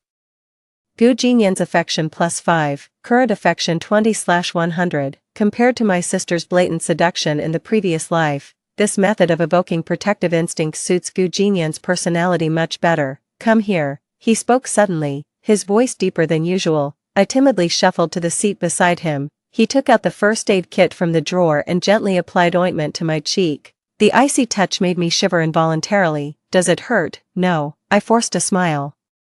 Just thinking about some difficult homework problems. Gu Jinyan's fingers paused briefly before continuing to apply the medicine. His fingertips carried a cool touch, moving with such gentleness as if handling something precious and fragile. By the way, what's your name? He put away the ointment before finally asking for my name. Shen Tinglan, Class 3 Grade 11, come to the student council after school every day, I'll tutor you. My eyes blinked rapidly, tears welling up. But that's too much trouble. I don't want to burden you with my problems. It's no trouble at all. Gu Jinyan's affection +5, current affection, 25/100. I lowered my head, a faint smile curling at the corners of my mouth. My strategic retreat seemed to be thoroughly enjoyed by this aloof academic genius. When I left the student council, night had already fallen, the campus lay in perfect stillness, illuminated only by the amber glow of street lamps. Suddenly, a dark figure blocked my path. Hey! You spent so long at the student council. What were you doing with Gu Jinyan? Lu Ling crossed his arms, hostility burning in his eyes. Are you jealous? I take back that fragile image I showed Gu Jinyan before. Having met all kinds of people in my past life, I know you've got to be tough with someone like Lu Lin. Jealous? What the hell are you talking about? Lu Lin's ears turned crimson instantly, his fists clenched so tight they cracked. I'm just warning you to stay away from Jinyan. I tilted my head, studying his furious expression, then suddenly laughed. What are you, his guard dog? He lunged forward, pinning me against the lamppost, his scorching breath hitting my face. You looking to die or something? Warning, Lu Lin's favorability -5, current favorability, -15/100. Instead of backing away, I rose on tiptoe to whisper in his ear, you're so concerned about Gu Jinyan. Could it be you've taken a liking to me? Shut up. We grew up together. I can't stand gold-digging women like you. Though his tone was fierce, his flushed ears betrayed him completely. Why are both male leads so innocent like this? I leisurely smoothed out the wrinkled school uniform. And what exactly is young Master Lu doing? Ambushing a female classmate at night. Wouldn't this damage the Lu family's reputation if word got out? Lu Lin's expression froze instantly. I tried to slip past him, but he grabbed my wrist. Wait. He ran his fingers through his hair irritably. Did someone hit you? None of your business. I tried to pull my hand away, but he only gripped it tighter. Fuck. He suddenly cursed and shoved a tube of ointment from his pocket into my hand. Swiss import. Won't leave scars. Isn't that what you girls care about most? Your pretty faces. You're wrong, I said, meeting Lu Lin's gaze unflinchingly despite looking up at him. Appearance is the least significant thing about a woman.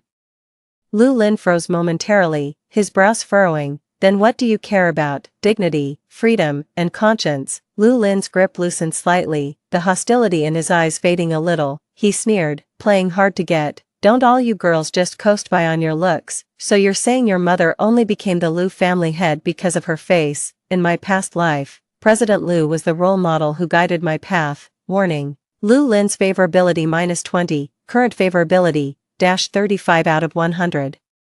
Special event triggered. Lu Lin's forbidden topic. Lu Lin's eyes darkened instantly as he gripped my chin with bruising force. / Who the hell are you to mention my mother? / Gritting through the pain, I managed to speak. / I just want you to know women can be far stronger than you imagine. Did your mother run the entire Liu family by pleasing men, Liu Lin's hand trembled slightly before finally releasing me. He took a step back, his voice hoarse. Go, rubbing my sore chin, I turned to leave. After a few steps, Liu Lin's deep voice came from behind. What's your name? Shen Tinglan. Liu Lin's affection plus 30, current affection, -5 out of 100, points obtained, 200, special achievement unlocked, Scalebane Challenger, scene, making a clean escape after provoking the male lead's bottom line, reward points, 100, watching Liu Lin's soaring favorability toward me. I adopted a completely different approach from Shen Tingshui in my past life to conquer the male lead. Physical infatuation eventually brings clarity, while personal charisma endures forever. The moment I stepped in and saw Shen Tingshui sobbing with our parents' stormy expressions, I knew this night would be anything but peaceful. As I entered, father sprang up and jabbed a finger at me, roaring, Shen Tinglan, what in God's name have you done to Tingshui? Didn't she tell you herself? How dare you talk back? Mother clutched Tingshui protectively, her voice trembling. Shui says you threatened her and stole her allowance. What kind of monster are you? A faint smirk played at Shen Tingshui's lips, her eyes flashing with triumph. I knew she was putting on an act again. My father stormed up to me, raising his hand to strike me across the face. With the system's assistance, I nimbly dodged his swinging palm. You didn't even ask, yet you're convinced it's my fault. I glared at them coldly, my voice trembling with suppressed rage. Shui is crying her heart out.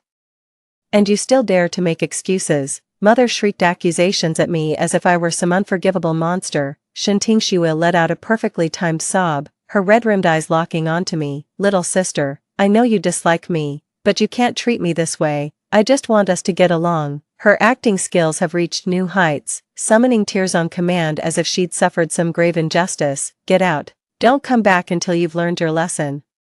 With father completely taking Shen Tingshui's side, this house has become unbearable. 5. I packed my essentials in a hurry and left without a second thought. The door slammed shut behind me, severing the last thread of familial bonds. Just as I was about to book a hotel room, my phone buzzed with a message from Gu Jinyan. Left my tutoring notes at the student union. Don't forget to pick them up tomorrow. I stared at the screen when an idea suddenly struck me. I can't come to school tomorrow.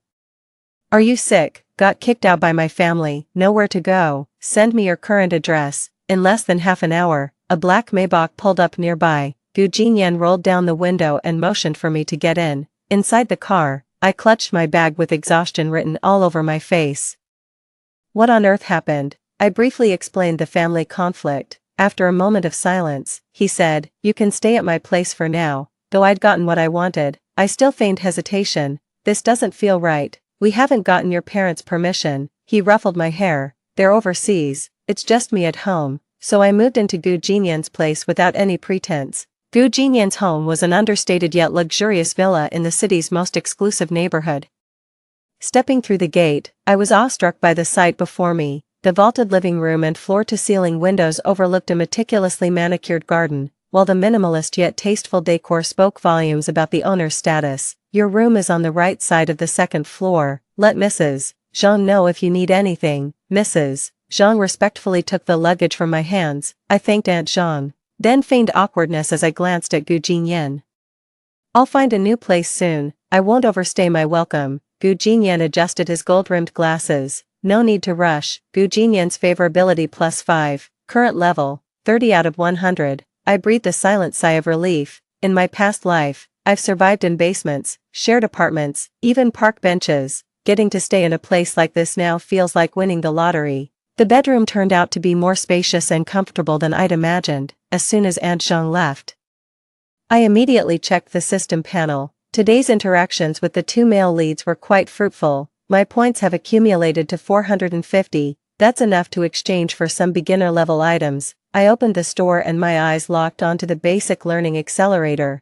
This item boosts learning efficiency by 30% for 1 week, costing only 350 points. Redeem. A faint glow flashed, and suddenly my mind felt remarkably clearer. As I flipped through the notes Gu Jinyan lent me, those complex formulas became surprisingly easy to grasp. The next morning, I was startled awake by Aunt Zhang's knocking. After a quick wash, I hurried downstairs to find an exquisite breakfast already laid out. Gu Jinyan was reading the financial newspaper and gave me a slight nod as I descended. Wasn't sure what you'd prefer. so I had the chef prepare both Chinese and Western options. I'm not picky, I'll eat anything. This was a lingering effect from my past life.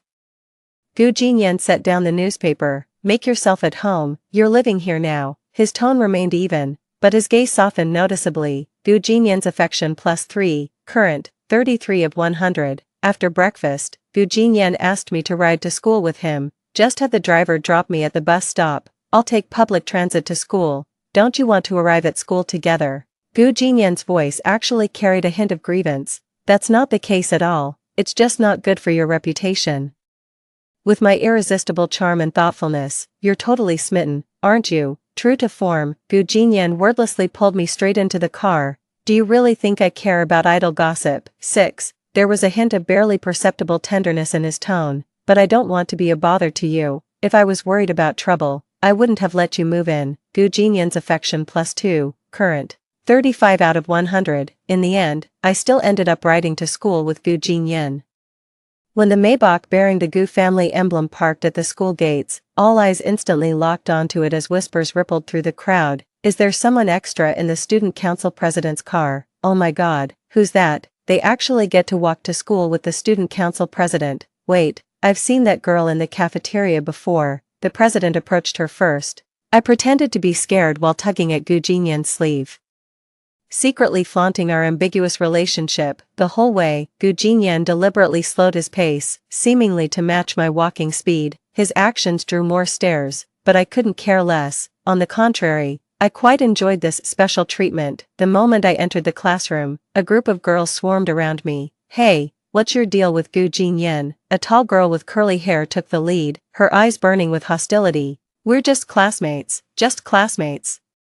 Then why did he personally walk you to school? Another girl sneered. You'd better stay away from the student council president, or you'll regret it. So Gu Jinyan was this popular among the girls. In my past life, I never paid attention to school gossip. I only saw news reports about girls who crossed Shenting Shui. Their families were bankrupted by the Gu and Lu conglomerates, some even driven to collective suicide. A sudden commotion erupted at the classroom entrance.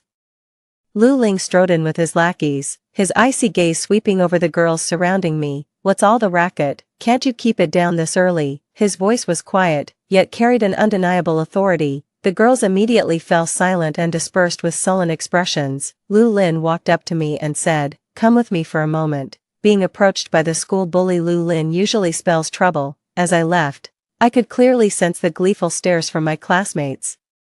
He took me to the rooftop and dismissed his lackeys. Did you stay at Jinyan's place last night? He got straight to the point. Yeah, Lu Lin didn't expect me to be so blunt. Have you no self-respect? Would you jump into bed with anyone who's rich? The moment he finished speaking, my sharp slap landed across his face. Lu Lin staggered from the blow, clutching his cheek with disbelief flashing in his eyes. Gu Jinyan only took me in because I had nowhere to go. How dare you insult me with such filthy assumptions? Tears spilled uncontrollably down my face as I glared at him defiantly. Lu Lin's expression shifted from anger to shock, eventually tinged with a hint of panic. His lips parted as if to retort, yet no words came out. Seizing the moment, I lowered my voice with self-deprecation. Right, someone abandoned by their family probably doesn't even deserve dignity in your eyes. With that, I turned on my heel as if to leave. Wait. You got kicked out of your home, and Jinyan took you in. What else? What other motive could I possibly have? Gold digging to become his girlfriend? What exactly happened at home? My sister framed me. My parents played favorites. I was always the black sheep anyway. I'm sorry, I misunderstood you. I ignored him and turned to leave the rooftop. That's not what I meant. His voice dropped uncharacteristically low, tinged with frustration. I stopped in my tracks without turning back.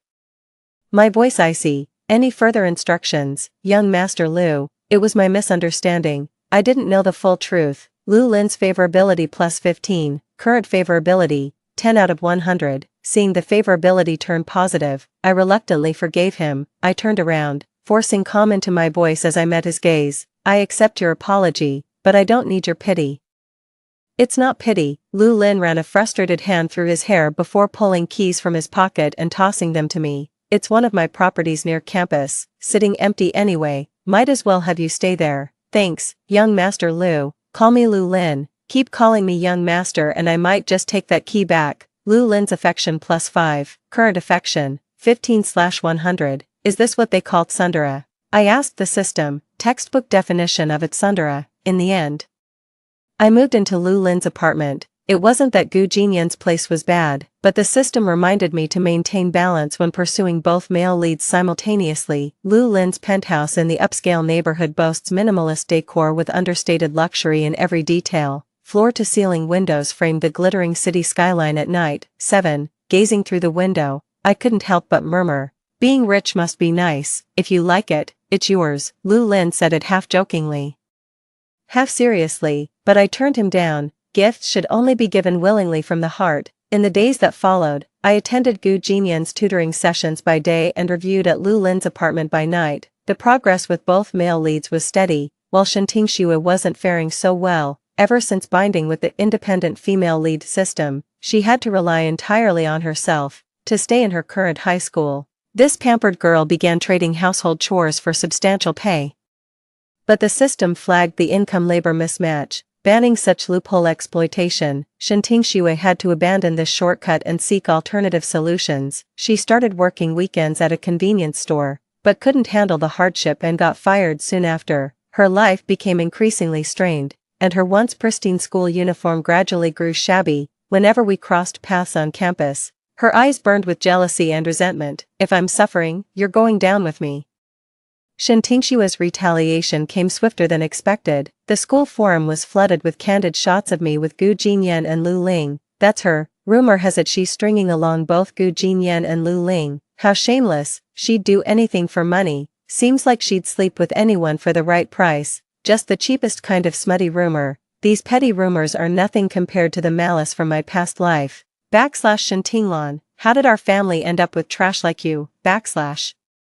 Shenting Xue's loud voice drew the attention of nearby classmates. "I never thought you'd sleep with two men at once just for money." My eyes welled up instantly as I blinked. "Sis, I didn't. Stop playing the victim. Do you all know she'd do anything for money? She even cut ties with her own parents." The murmurs around us grew louder as Shenting Xue smirked at me with the confidence of certain victory. Yet her triumphant grin froze mid-smile, for Gu Jinyan had appeared without warning. Recalling their past life intimacy, Shenting Xue's cheeks flushed with coy delight, completely forgetting how they'd exacted their revenge. "What's going on?" Gu Jinyan turned to look at me. Before I could respond, Shenting Xue cut in. "Jinyan, haven't you noticed anything strange lately? This woman has ulterior motives toward you." Gu Jinyan's gaze swept coldly over Shenting Xue before settling on me, a flicker of concealed concern flashing in his eyes. "Malicious intentions. Spreading rumors carries legal consequences." Shenting Xue's face instantly drained of color. She never expected Gu Jinyan to openly take my side. "I was just worried she'd deceive you." She stammered out an explanation. "Is there a problem with Shentinglan asking me for tutoring help? I never expected Gu Jinyan to make our private matters public. Since when is it forbidden for classmates to help each other out?"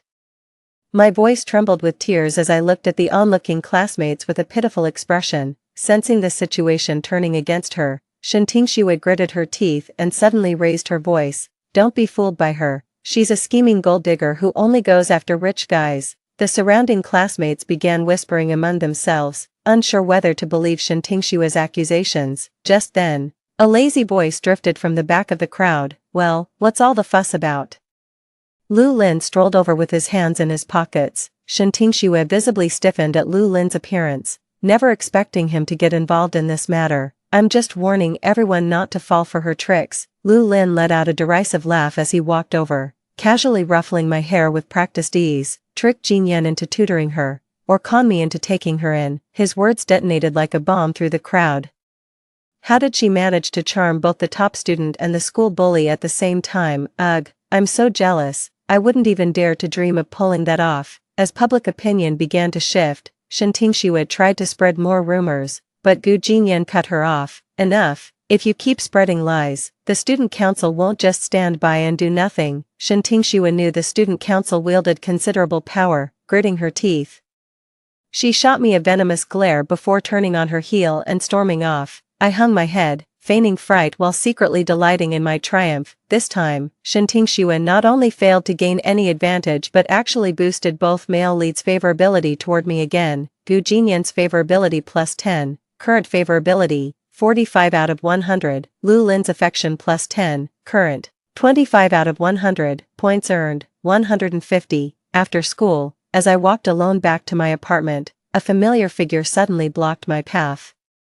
"We need to talk." Shintingshiwa's face darkened, her eyes brimming with resentment. I stopped in my tracks and regarded her coolly. "What do you want?" "Just climbing the ladder by seducing men. What's there to be so smug about?" A thought seemed to strike her, her tone dripping with schadenfreude. 10 years from now, when they're free from the system's control, you'll endure their deranged abuse just like I did. 8. I watched Shintingshiwa's contorted expression in silence, the corner of my lips curling slightly. "You've misunderstood something crucial. I never used any tools to control their actions. Stop pretending to be noble. Without the system, you're nothing. But I never stooped as low as you, pouring myself out to please them. Instead of wasting time with me, you'd better figure out how to survive these 10 years with your system intact." Shintingshiwa's eyes darkened with malice as she hissed through clenched teeth.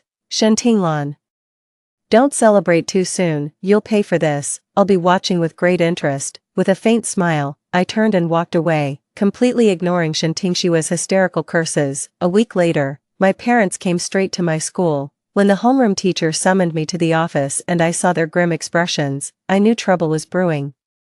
The moment they saw me, my parents slammed the table and stood up. Father pointed at me and roared, "Shintinglan, your sister is missing. Did you have something to do with this?" Mother's eyes were bloodshot as she shrieked. "She hasn't come home for days, her phone's unreachable. Where are you hiding her?" I looked at them calmly. "She's been gone for a week. Why come to me instead of reporting to the police? Who else could it be?" Father bellowed. "You've always resented her, constantly picking on her, and now you dare play innocent." The homeroom teacher tried to mediate, but was interrupted by the mother. "Teacher, you don't understand. This child has been wicked since childhood. Tingshiwa is such a kind soul who'd never offend anyone. She spread rumors about me seducing men and publicly humiliated me at school. Is this what you call kindness?" My father was momentarily speechless, but quickly regained his anger. "She was just worried you'd go astray, and you repay her concern with betrayal. Enough, this is a school. We're fully prepared to cooperate with police investigations if needed." The homeroom teacher finally spoke up to intervene. Just then, the office door swung open as Gu Jinyan and Lu Lin entered one after another.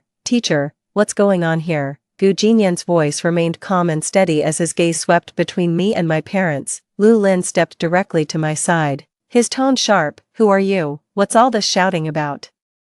My father froze momentarily upon seeing them, clearly recognizing who they were. His demeanor softened slightly, though the fire in his eyes still burned. "She sold my daughter God knows where. I demand justice from her." "How can you be so sure Shintinglan did this? Do you have concrete evidence?" Gu Jinyan asked calmly. The father hesitated before finally saying, "She's my daughter. Don't you think I know what she's capable of, sir?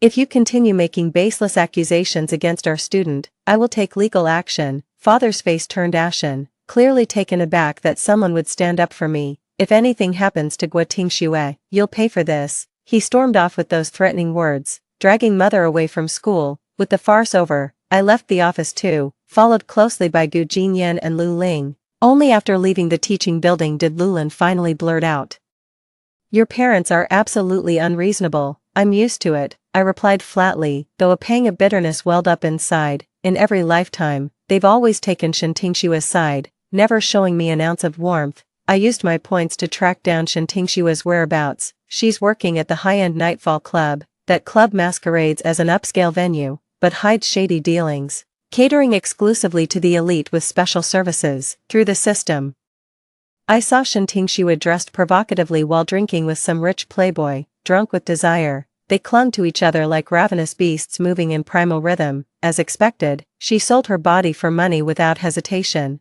but I still underestimated her. Not only did she earn money this way, she also used a client's influence to drug and kidnap me. Yes, I was kidnapped by her men and taken to an abandoned warehouse. Several masked men stood nearby, casually flipping sharp daggers in their hands. Awake, one of them approached and lifted my chin with the tip of his blade. "You are quite the looker. No wonder Miss Shin asked us to take special care of you." I fought back my fear. "How much did she pay you?" The man sneered. "What, trying to buy us off?" "No." I looked up at him. "I just want to know what my life is worth in her eyes." The man froze momentarily, Clearly taken aback by my composure, Miss Shen promised an extra 500,000 if I disfigure your face and take some compromising photos. Shen Tingshua's methods turned out to be even more despicable than I'd imagined. What if I give you 1 million? Would you let me go? The man looked me up and down. You look like you can't even scrape together 10 grand, and you think you can bribe me? Boss, she's messing with you. Realizing he'd been played, the man snarled, you little bitch, still a virgin, huh?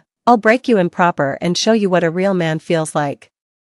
As he lunged to tear my clothes off, I drove my knee straight into his groin. 9. The man doubled over in pain, his face turning deathly pale as the dagger clattered to the ground. Seeing this, his accomplices immediately rushed forward. You're dead, bitch. One of them landed a heavy blow across my face. Cripple her. Miss Shen just wants her alive. I'd like to see who dares lay a finger on her. It was Lu Lin's voice. Behind him followed Gu Jinyan and several bodyguards.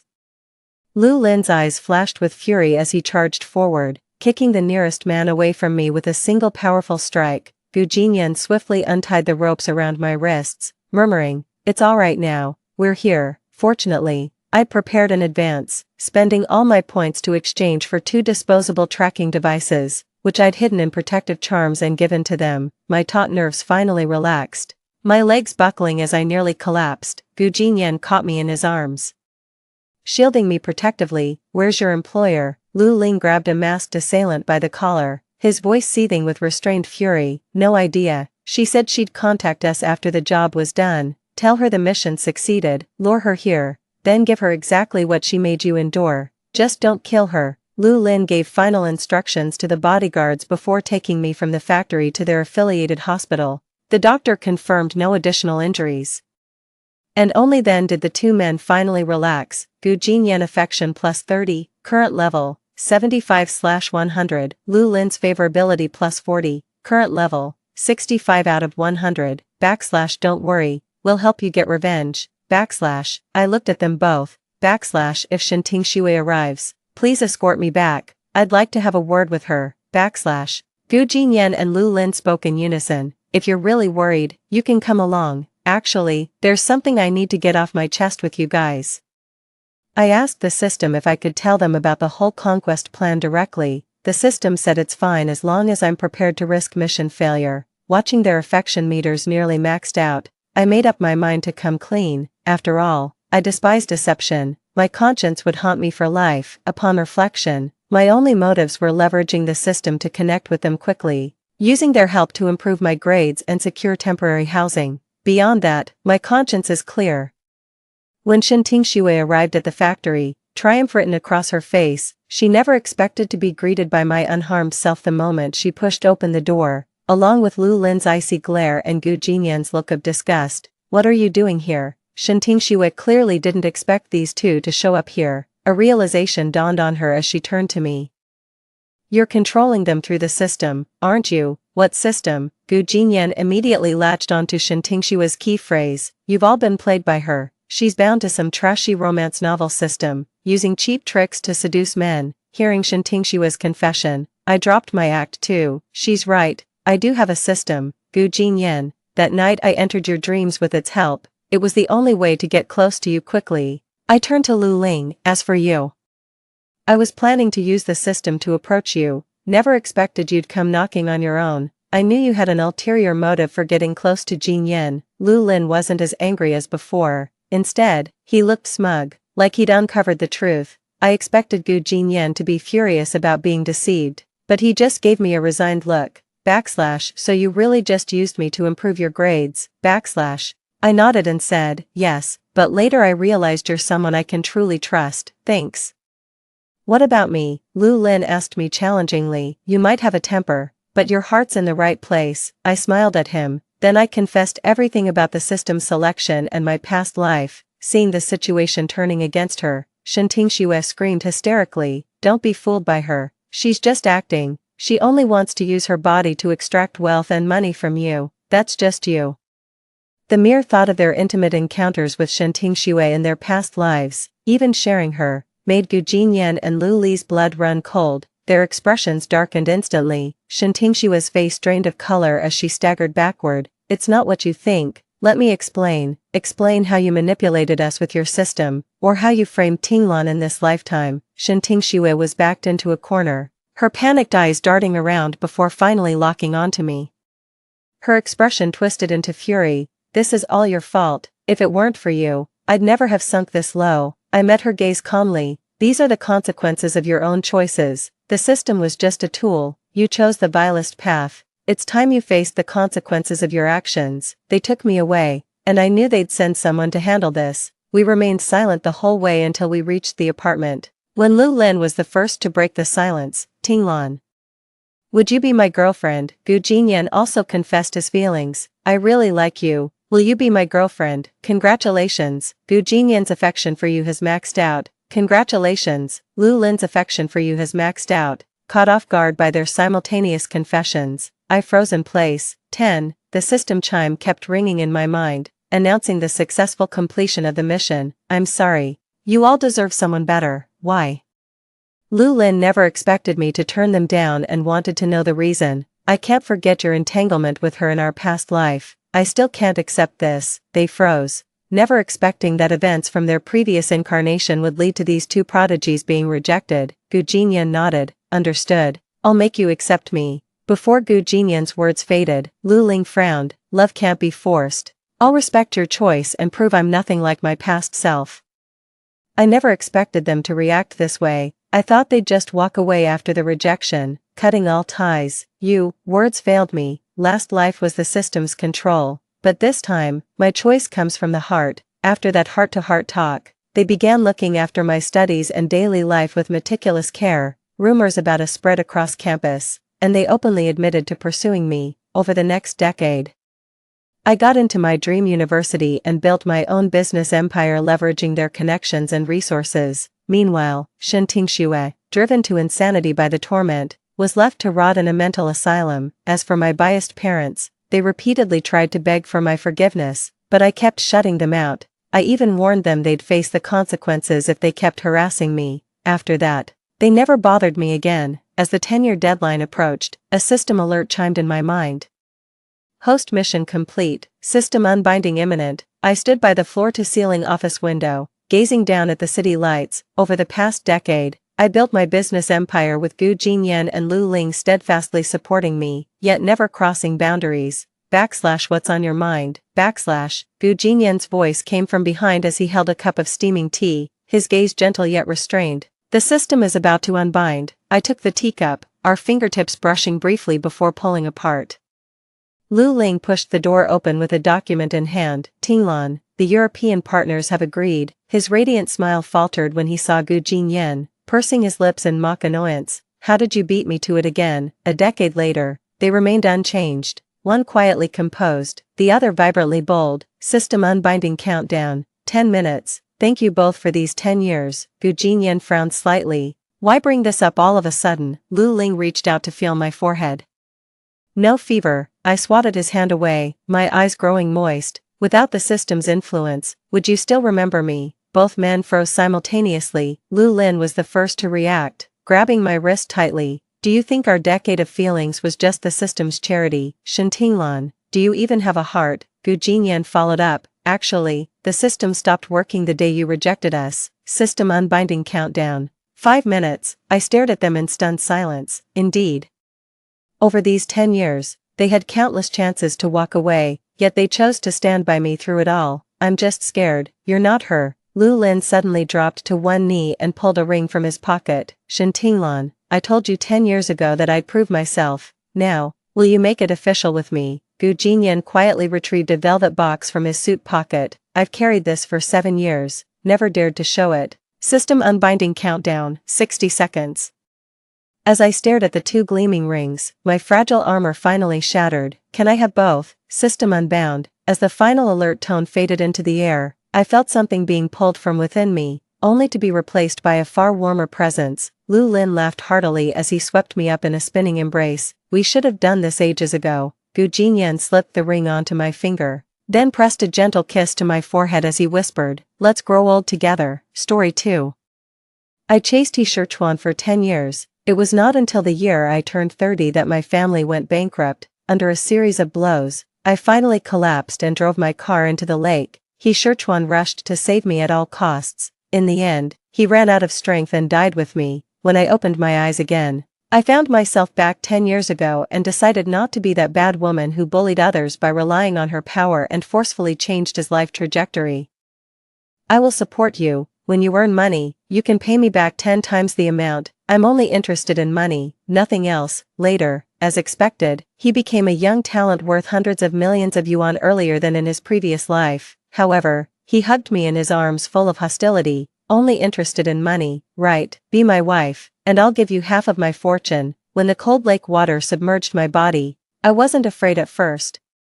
My life had been so terrible that death became a kind of salvation, but I didn't expect He Sichuan to come looking for me. He smashed the car window with his titanium alloy mobile phone again and again. It's no use, go back quickly, I shouted at him hoarsely. I had pestered him for most of his life, adding countless hardships to his originally smooth and uneventful life, but at the last moment of my life, I wanted to let him go. He Sichuan was very stubborn. Once he made up his mind, not even 9 oxen could pull him back. Just like before, when he said he hated my methods, no matter how eloquent I was or how many tricks I played, he remained unmoved. But I didn't expect that his stubbornness would not yield even in the face of life and death. As I watched him exhausted and sink to the bottom of the lake with me, I secretly thought in my heart, if I could start my life over again, I would definitely return his freedom and future to him and treat him with all my heart. The moment I saw He Sichuan again, I knew what an empty promise was. In the stuffy and narrow back alley, He Sichuan curled up in the corner, his handsome face, full of youthful spirit, had bruises on it, and I was mesmerized by him all over again. My cheap younger brother, who was good at pretending to be cute and pitiful at that time, had a sneaky smile on his face. Sister, I heard you have a crush on him, but he still doesn't buy it. You should have told me earlier. I'll train him and give him to you. I smiled silently. Is he trained now? I've trained him halfway. I went to the school of his deaf sister and took a few photos, and he obediently came with me. There has to be some wildness left to make it interesting. If he's too obedient, it's no fun. While Gu Lianqing was talking, I kept staring at He Sichuan, watching his fists clench and then loosen. He was so pitiful, my proud and unyielding young wolf cub. At this moment, had his claws pulled out and his fangs ground down, allowing a beast like Gu Lianqing to step on him. So I mustered up my strength and slapped Gu Lianqing hard. My hand went numb. Who gave you the right to touch him? You've only been in the Gu family for 2 days, and you've already forgotten to abide by the law. Gu Lianqing was obviously stunned by my slap and even forgot to hide his fox tail. He gritted his back teeth, and it took a long time for him to force a smile on his face. Sister, you're in a bad mood today. Let's talk about it later. After Gu Lianqing left, I squatted in front of He Sichuan and reached out to touch the abrasion on his face. He quickly shook off my hand, and his tone was full of coldness. Don't touch me. He Sichuan 10 years ago couldn't control his emotions well. His happiness and anger were all written on his face, unlike later, when he was like a frozen lake. No matter how hysterical I was in front of him, he would only frown slightly and then say indifferently, "Stop acting crazy." Thinking of those unpleasant things in the past, I wasn't in a good mood. Let's go. Invite me to your place, otherwise, I'll call Gu Lianqing back. The rented room was damp and stuffy. He Sichuan was wearing a thin white t-shirt and fixing the air conditioner. His clothes were soaked with sweat, and his firm back muscles were like a taut bowstring, making my mouth go dry. After a while, the old fan made a whooshing sound, and a gust of warm air almost made me faint. He Sichuan walked down as if no one else was there and started doing his exercises on the greasy dining table. From beginning to end, he treated me like air. I opened his old refrigerator, which looked older than my grandfather at his age, and barely scooped out a few pieces of ice. I wrapped them in a greased paper bag to make a simple ice pack. Then I eagerly ran over to curry favor. It will heal faster if you apply it. He stopped writing and suddenly looked me up and down. Then he said seriously, I'm sure, I don't like your type. Ouch, what a harsh thing to say, but I'm a mature woman with a psychological age of 30 now. I'm not so easily provoked. Tomorrow is Friday. Are you going to pick up your sister at school with a bruised face? He was stunned for a moment and pursed his lips. She definitely won't ask you what's going on. She'll just tell you with a smile that she's doing well at school and then cry alone under the covers. As soon as I finished speaking, He Sichuan snatched the ice pack from me. It's so easy to manipulate someone with a weakness. I felt my not-so-noble thoughts starting to stir again. Maybe my true nature is dark, and even if I start over, I won't become completely pure. So I stared straight at his two fair and delicate collarbones and threw out the bait again. Your sister's deafness can be cured, pick her up tomorrow, and I'll take her to the hospital for a checkup. He Sherchuan's sister, He Sherwei, has congenital nerve deafness. Only by having surgery to implant a cochlear implant can she regain her hearing. The surgical fee isn't extremely expensive, but for He Sherchuan now, it's still far beyond his means. As he listened to me, his expression didn't change because of it. Why are you helping me? I have a crush on you, you're so good looking. He Sherchuan sneered, and his eyes were as cold as frost, shining with a cold light. So what's the price? You pay the money, and I sleep with you. If this had been said in my previous life, I would have definitely nodded immediately. After all, half of the reason why I pestered him for so long was that I was lusting after his body, but now I'm quite calm, mainly because I've already had him. What kind of person do you take me for? I just want to have a proper relationship with you. Besides, you're at least a tall guy of 1.8 meters. Do you think I'd force myself on you? I didn't expect He Sherchuan to be so innocent. My words, which were as innocent as they could be, actually made him blush. At the age of 30 with a 20-year-old face, meeting He Sherchuan, who was also 20 years old, was really much more interesting than in my previous life. If it were Gu Xiangwan at the age of 20, she would only be eager to throw money at people. If that didn't work, she'd play dirty tricks and then blatantly declare her sovereignty. She looked arrogant and overbearing, but in fact, she was selfish and pitiful. I can't have died in vain. This time, I also want to learn what it means to win someone's heart and take my time. Your arm is also injured. Sit still, I'll make you something to eat. I said this seriously and then ran to the kitchen, ready to show off my skills. For someone like me who has lived a pampered life, doing manual labor can best show my sincerity. So I opened Douyin, found a 1-minute egg pancake tutorial, and started making food. Half an hour later, the pot was broken, and there was a massive charred and unidentifiable object inside. It was burnt on the outside and raw on the inside, with carcinogenic substances on the outside and salmonella inside. After thinking about it, I still served it on a plate and brought it to He Sherchuan. This is the first time I've cooked, although I tried my best. It's inedible. Don't deduct points from me because of this. I said I have a crush on you, and I mean it. I'll perform well and strive to be your girlfriend as soon as possible. After saying these words, I took off my apron and made an appointment for an expert consultation in the otorhinolaryngology department in front of him. I'll go back to the company for a meeting tomorrow afternoon. After the meeting, I'll go directly to wait for you at the school gate of Sherwei. Don't doubt my motives, because if I had any malicious intentions, with your current resources, you wouldn't even be qualified to sit at the same negotiation table with me. I thought I had shown enough sincerity and generosity, so I didn't care about his reaction anymore and planned to go home and deal with my father. I slapped that ungrateful wretch Gu Lianqing today. He must have gone back and told my father bad things about me. If you can really cure my sister, I won't owe you this favor for nothing. I'm not interested in having a relationship, but my body is at your disposal at any time. He Sherchuan looked serious, and his eyes when he looked at me didn't dodge. I should have said something big to dispel his doubts. I said I would take my time in this life. So why did it turn into a deal of money and sex again? But this time he brought it up himself. I've slept with He Sherchuan, but I've never slept with He Sherchuan at the age of 20. I'm really tempted, because I was thinking about what He Sherchuan said about being at my disposal at any time. I was particularly enthusiastic about getting He Sherwei treated. I drove to the door early the next day and waited, but He Sherchuan was even earlier, standing side by side with him outside the school wall.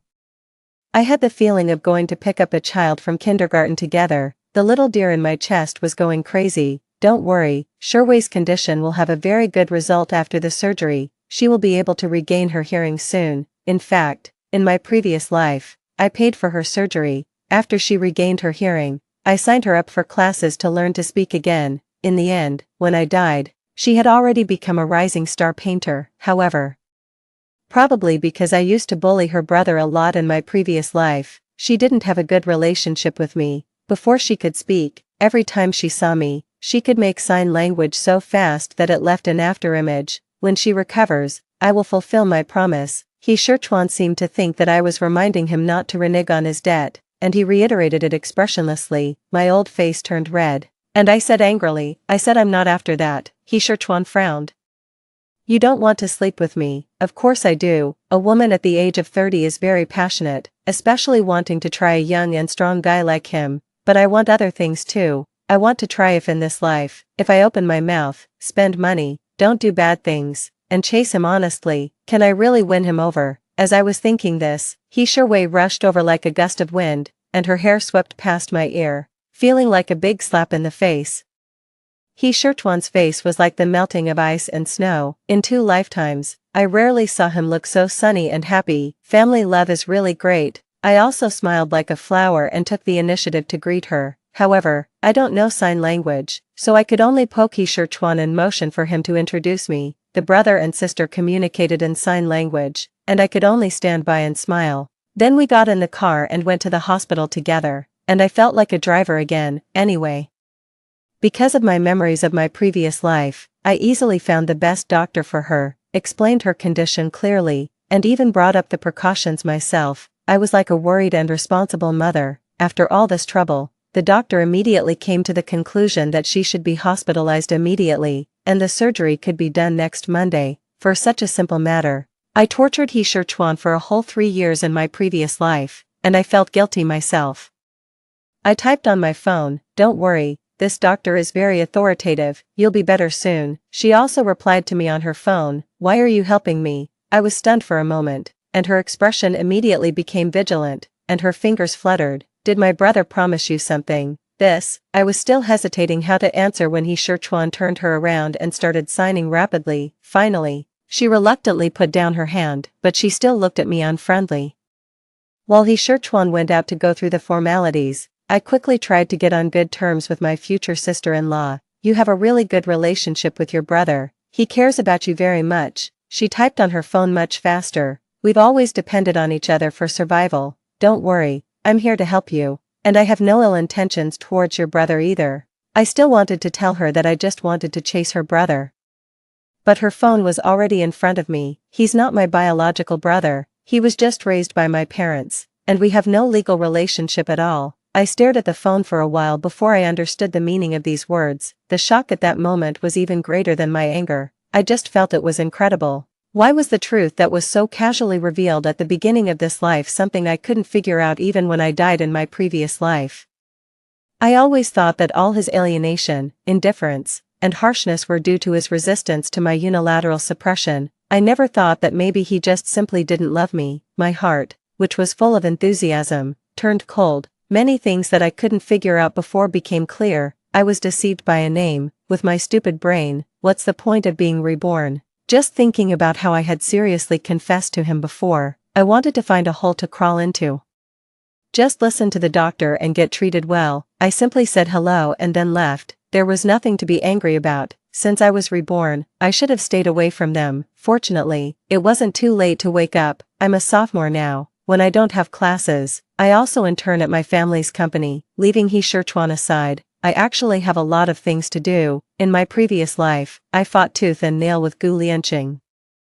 In the end, I gained control of the company with a narrow margin, but I didn't expect that what I got was a time bomb left for me by Gu Zhenhai. When the crisis broke out, Gu Lianqing went overseas with a huge clean deposit and lived a carefree life, while I was left with an empty shell company, burdened with debts and suffering from illnesses. In the end, I died in despair. It couldn't be worse than in my previous life, right? Back at school, I focused on listening to the class.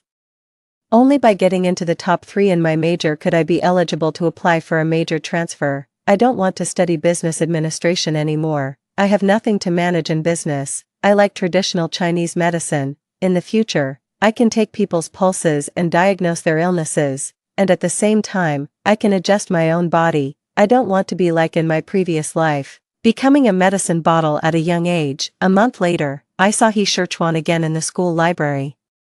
This time, there was a warmth in his eyes that hadn't been there before. "My sister's surgery was very successful. The cochlear implant has been activated, and she's adapting well." Hearing him say my sister, I felt like laughing a little. "That's good. You can also focus on completing your studies." He Sichuan was the gold medal winner of Li Qingtong's physics competition and the apple of the eye in the school's physics department. He originally had a bright future, however.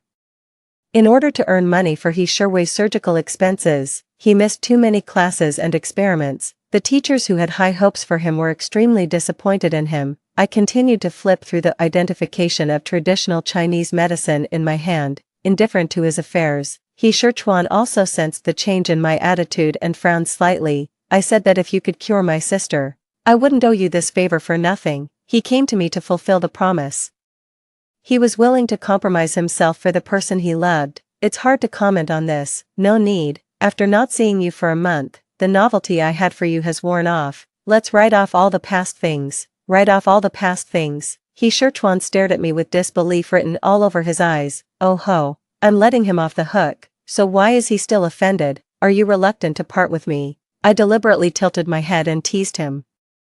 You were the one who said that you don't like my type. It's impossible to have a relationship, and only your body can be at my disposal at any time. Do you think I'm so cheap? I don't care about my dignity just to sleep with you once, right? As I spoke, my nasal voice became heavier, mainly, when I thought of those stupid things I did to chase him in my previous life. I silently felt that it wasn't worth it for myself. Why didn't he just say he had someone he liked?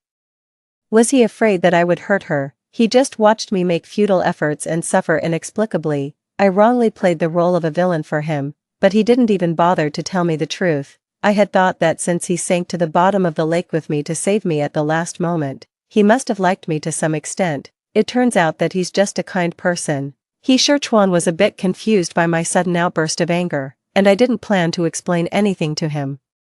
No matter how many grudges and entanglements there were in the previous life, in the end, they were all paid off with one life, leaving aside feelings. He is indeed a very good person. I didn't mean that. You helped me, and I want to thank you. Then just study hard. Don't think about anything else. I was so annoyed by him that I couldn't focus on reading the book anymore. I packed it up and prepared to go back to the dormitory. He Sherchuan reached out to stop me, looking hesitant to speak.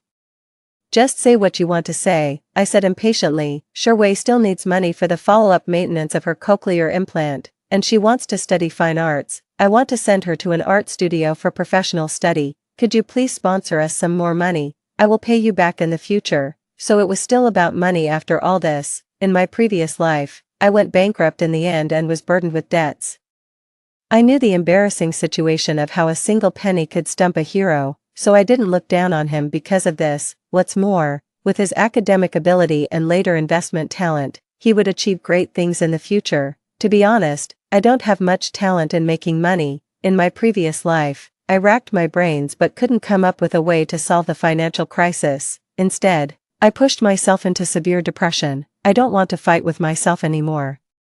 Accepting that I have areas I'm not good at and making the best of my strengths and avoiding my weaknesses is the way to get along with myself. I will sponsor you another sum of money, but this is a purely business act. I require a contract to be signed. When you earn money in the future, you have to pay me back 10 times the amount. I'm only interested in money. Is that okay? It's a profitable business that's too good to pass up. He seemed to be surprised by what I said.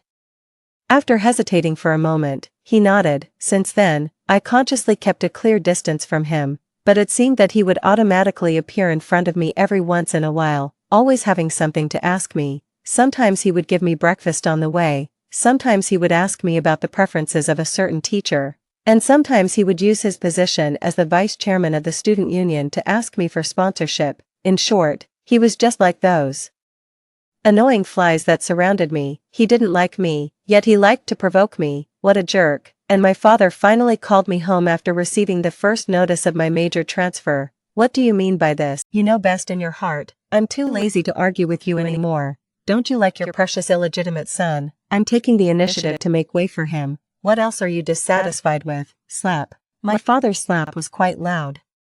Lianqing told me that you were bewitched by a poor student, and I didn't believe it. Now it seems to be true. I have nothing to do with him. Transferring money to his account is just a normal sponsorship for him. You can check his academic performance at school at any time. What's wrong with my making an early investment? Dad, why, don't love me? Perhaps from the moment this question arose, it never needed to be asked out loud. I went to the hospital to see He Sherchuan. Both of his legs were in casts, and he was lying pale on the hospital bed resting. He Shui was tearfully guarding by his side. Suddenly, she turned her head and saw me standing there, and immediately rushed towards me like a cannonball. There was another flurry of dazzling sign language, like making seals. Didn't you regain your hearing? Have you done any language recovery training? She was stunned for a moment and quickly took out her phone to type. Is it because of me that you took revenge on him like this? I ignored her and walked straight to He Shichuan's hospital bed, then pushed him awake. He Shichuan seemed to be extremely tired and opened his eyes reluctantly. When he saw it was me, his eyes immediately lit up. He forced a smile for me with great effort. His voice was still hoarse, but he still spoke to me word by word. You're here. I'm okay. I was too lazy to look at his sickly appearance and turned my head away, facing my back to him. What did the doctor say? Are your legs disabled? No. I will work very hard on my rehabilitation. Be smarter in the future and stay away from people you can't afford to mess with. I took out a thick envelope from my bag and placed it on his bedside table. This is for the medical expenses. And it's also the last sum of money I can sponsor you. I'm going to get married. So take care of yourself. Suddenly, my wrist was firmly grasped by a force. I turned around and saw that the smile on He Shichuan's face had completely disappeared, replaced by deep paranoia. I'm not afraid. I will find a way. Heh. I laughed, and tears fell along with my laughter. Then I forced his fingers apart one by one. You see, it's you who doesn't have the ability to keep me. People who are incompetent are destined to bear the loss. Give me some time. Believe me just this once. He hurriedly took out a USB drive from the drawer and said to me, this is the surveillance video from that day at home. It's evidence of his illegal behavior. We will always find an opportunity. Why should we admit defeat from the start? The Gu family has been in business for 3 generations and has deep roots. What makes you think that a single video can bring him down? Moreover, if it really does bring him down, I will have nothing left. What makes you think that I will betray my father for you? Have you been good to me? What have you given me? He Shichuan, this time I'm sorry for you, but when it comes to feelings, it's me who refuses to forgive you. He Shichuan still refused to give up. He struggled to get out of the hospital bed, but fortunately, He Shui stopped him in time. Walking out of the hospital, I felt a sense of relief as if I had nothing left. I even had the leisure to call that person when I got into the car.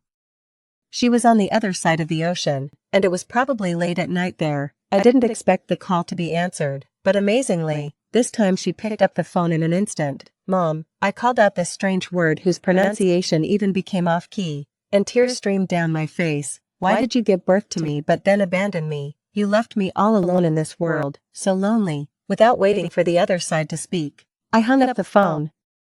There won't be any response that I want to hear. It's just that when people are helpless, they always miss their mothers, even if she doesn't care about me. I didn't meet the person my father arranged for me.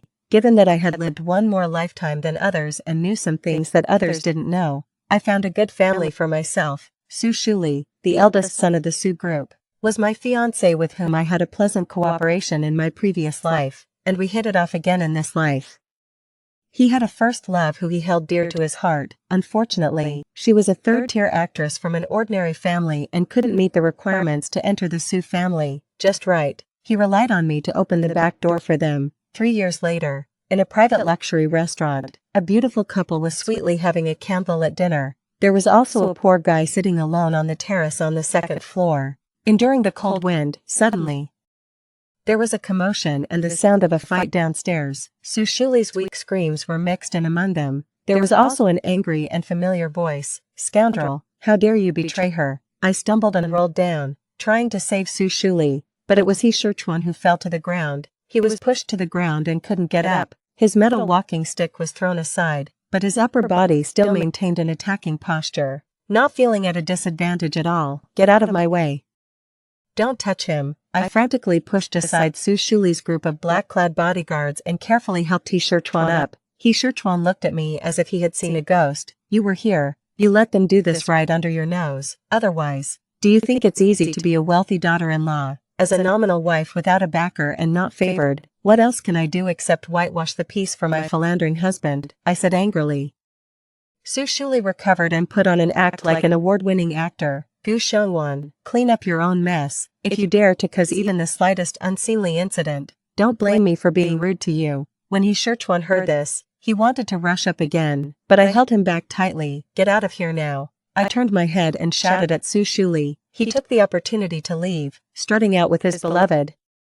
He even winked at me and thoughtfully left me the key card to their anniversary suite on the second floor. What the hell is all this about? Who wants to do this? Weren't you very tough when you kicked me away? How did you end up in such a situation? You were actually bullied like this when you're with someone else. Sichuan was still speaking sarcastically to me, but my eyes were only fixed on his legs, which didn't seem to show any abnormalities. What about you? Didn't you say your legs were okay? Why are you using a crutch? Didn't you do your rehabilitation properly? His gaze was cold. Don't you think it's too late to care about me now? You didn't call me even once in 3 years. I thought you were having too much fun to think about coming back. How do you know I'm not? Su Shuli has a beauty in his arms. Can't I have multiple women by my side? A marriage without love also has the advantage of being free and unrestrained.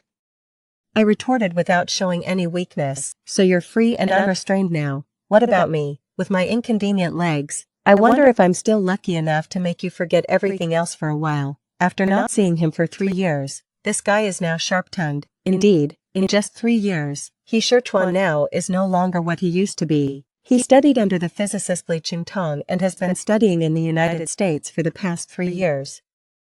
He has developed an internationally top-notch brain-computer chip, which has greatly promoted the development of medicine and applied physics. With such a background, making money is just a side issue. Not to mention in China, there are plenty of top international companies that have extended an olive branch to him, but he refused them all and insisted on returning to China to start a business from scratch. He received strong support from the local government.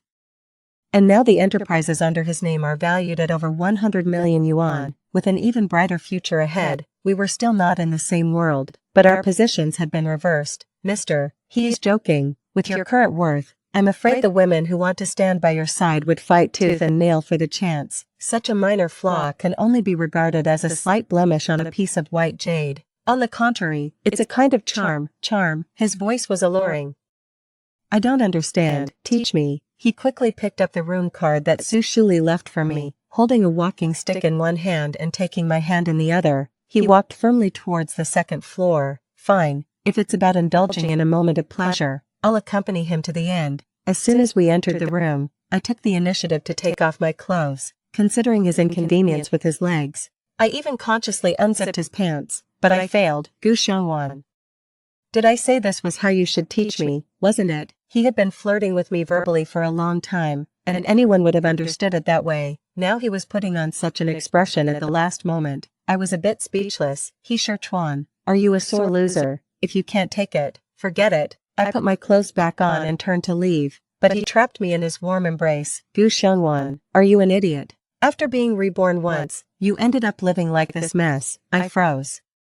Looking at him in disbelief, Sichuan, you're back too. He nodded, his gaze patient and eager. Then he let out a soft sigh and directly covered my lips with his. We had been apart for too long, and those passionate entanglements were still in the previous life. But he was not at all unfamiliar with my body, and he easily made me feel dazed with desire. My lips hurt from being bitten. Sichuan didn't give me a chance to catch my breath at all. In his intense gasps, it seemed that there was overwhelming hatred brewing. Just like before, I suddenly felt very scared. Scared of exposing my body, scared of exposing my emotions. In such an intimate moment, people become unprecedented honest. Whether it's love or disgust, it's clear at a glance. So I was always very afraid that those feelings of liking him that I had carefully hidden beneath the iceberg would be completely captured by him and then casually discarded.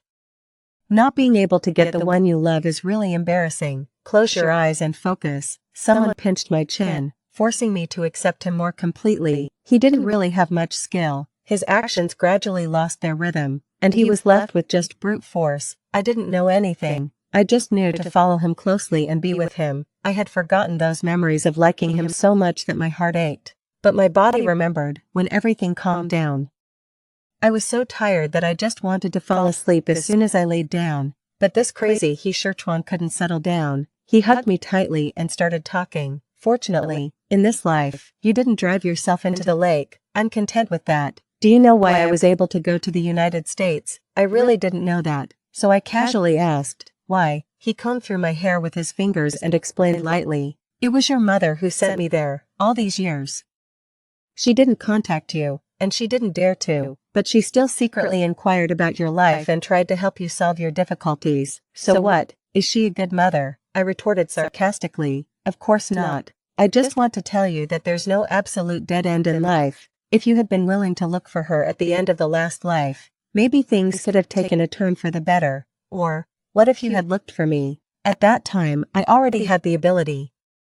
Why didn't you come to me in the end? I thought of that unbearable past, and I felt that the warmth in my body faded a bit. I wrapped the quilt around myself more tightly, trying to suppress the soreness in my chest, but I still couldn't hold back the heat in my eyes. He Chuan, I hate you, I said through gritted teeth with a trembling voice. He peeled me out of the quilt like unwrapping a rice dumpling and looked straight at my face, which was a mess from crying. Then he said softly, I'm sorry, did I make you very sad and wronged? Why didn't you come to confront me? Giving up your life without a word, was it a punishment for me? I shook my head. No, I was just too tired. I tried my best but couldn't hold on to anything. No one loved me. I didn't know where things went wrong, but I was just too tired. He Chuan, why didn't you like me? After such a long time, I finally dared to ask him face to face. He was silent for a moment, as if he was also trying to think about this question. Because I was stupid and didn't realize it, I defined the discomfort I felt when I was with you as not liking you. I was also too weak and didn't know what to use to resist the pressure from your family, so I could only keep running away. I thought at that time that I had to become strong enough to be worthy of standing beside you, not as your pet or your burden, but as someone who could stand side by side with you. I'm sorry.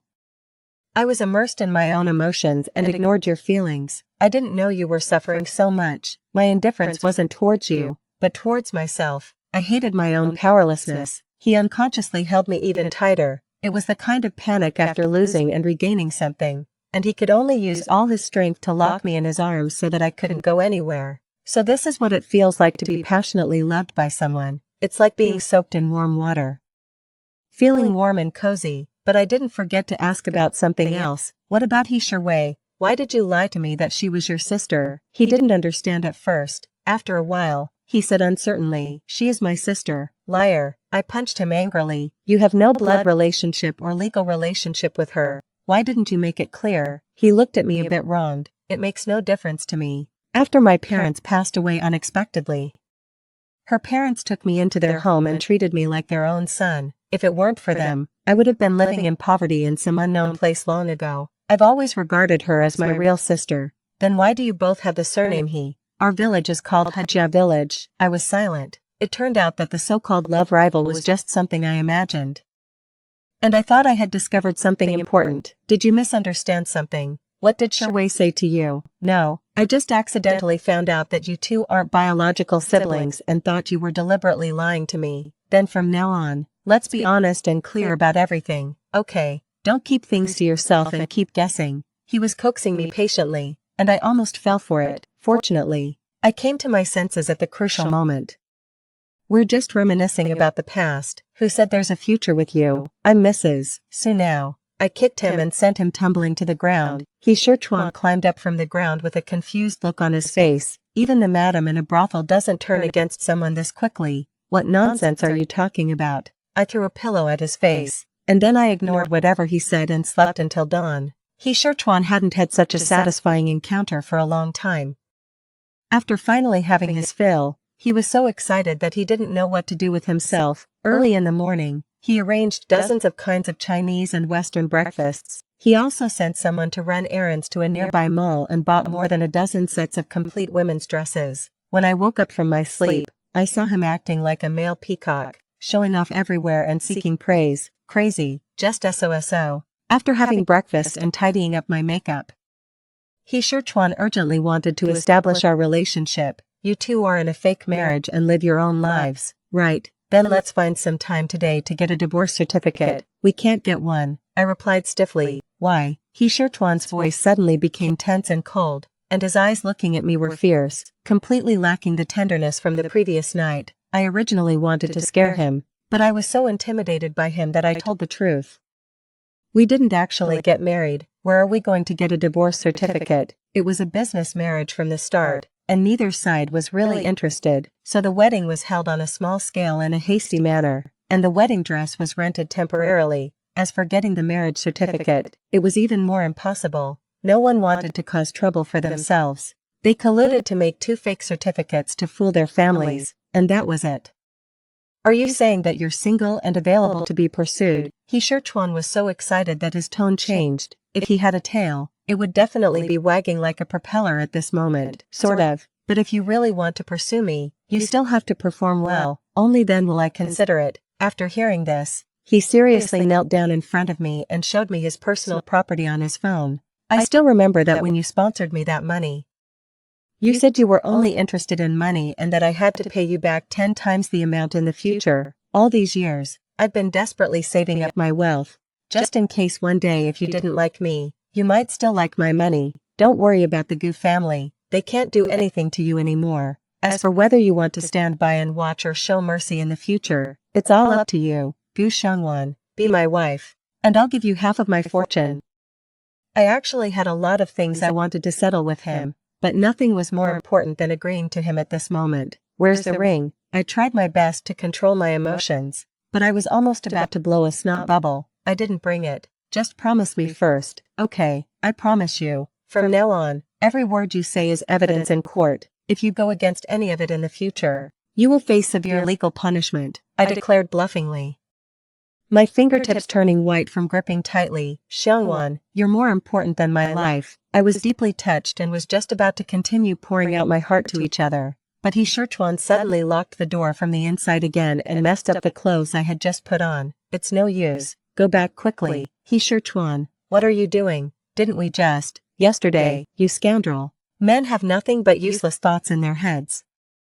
He thought I was being too noisy and gave my butt a hard pat. Then he leaned over and coaxed me in my ear. Every time we did something serious in the previous life, it was like a fight, and we didn't start until we were in our 30s and our physical strength wasn't as good. Don't you want to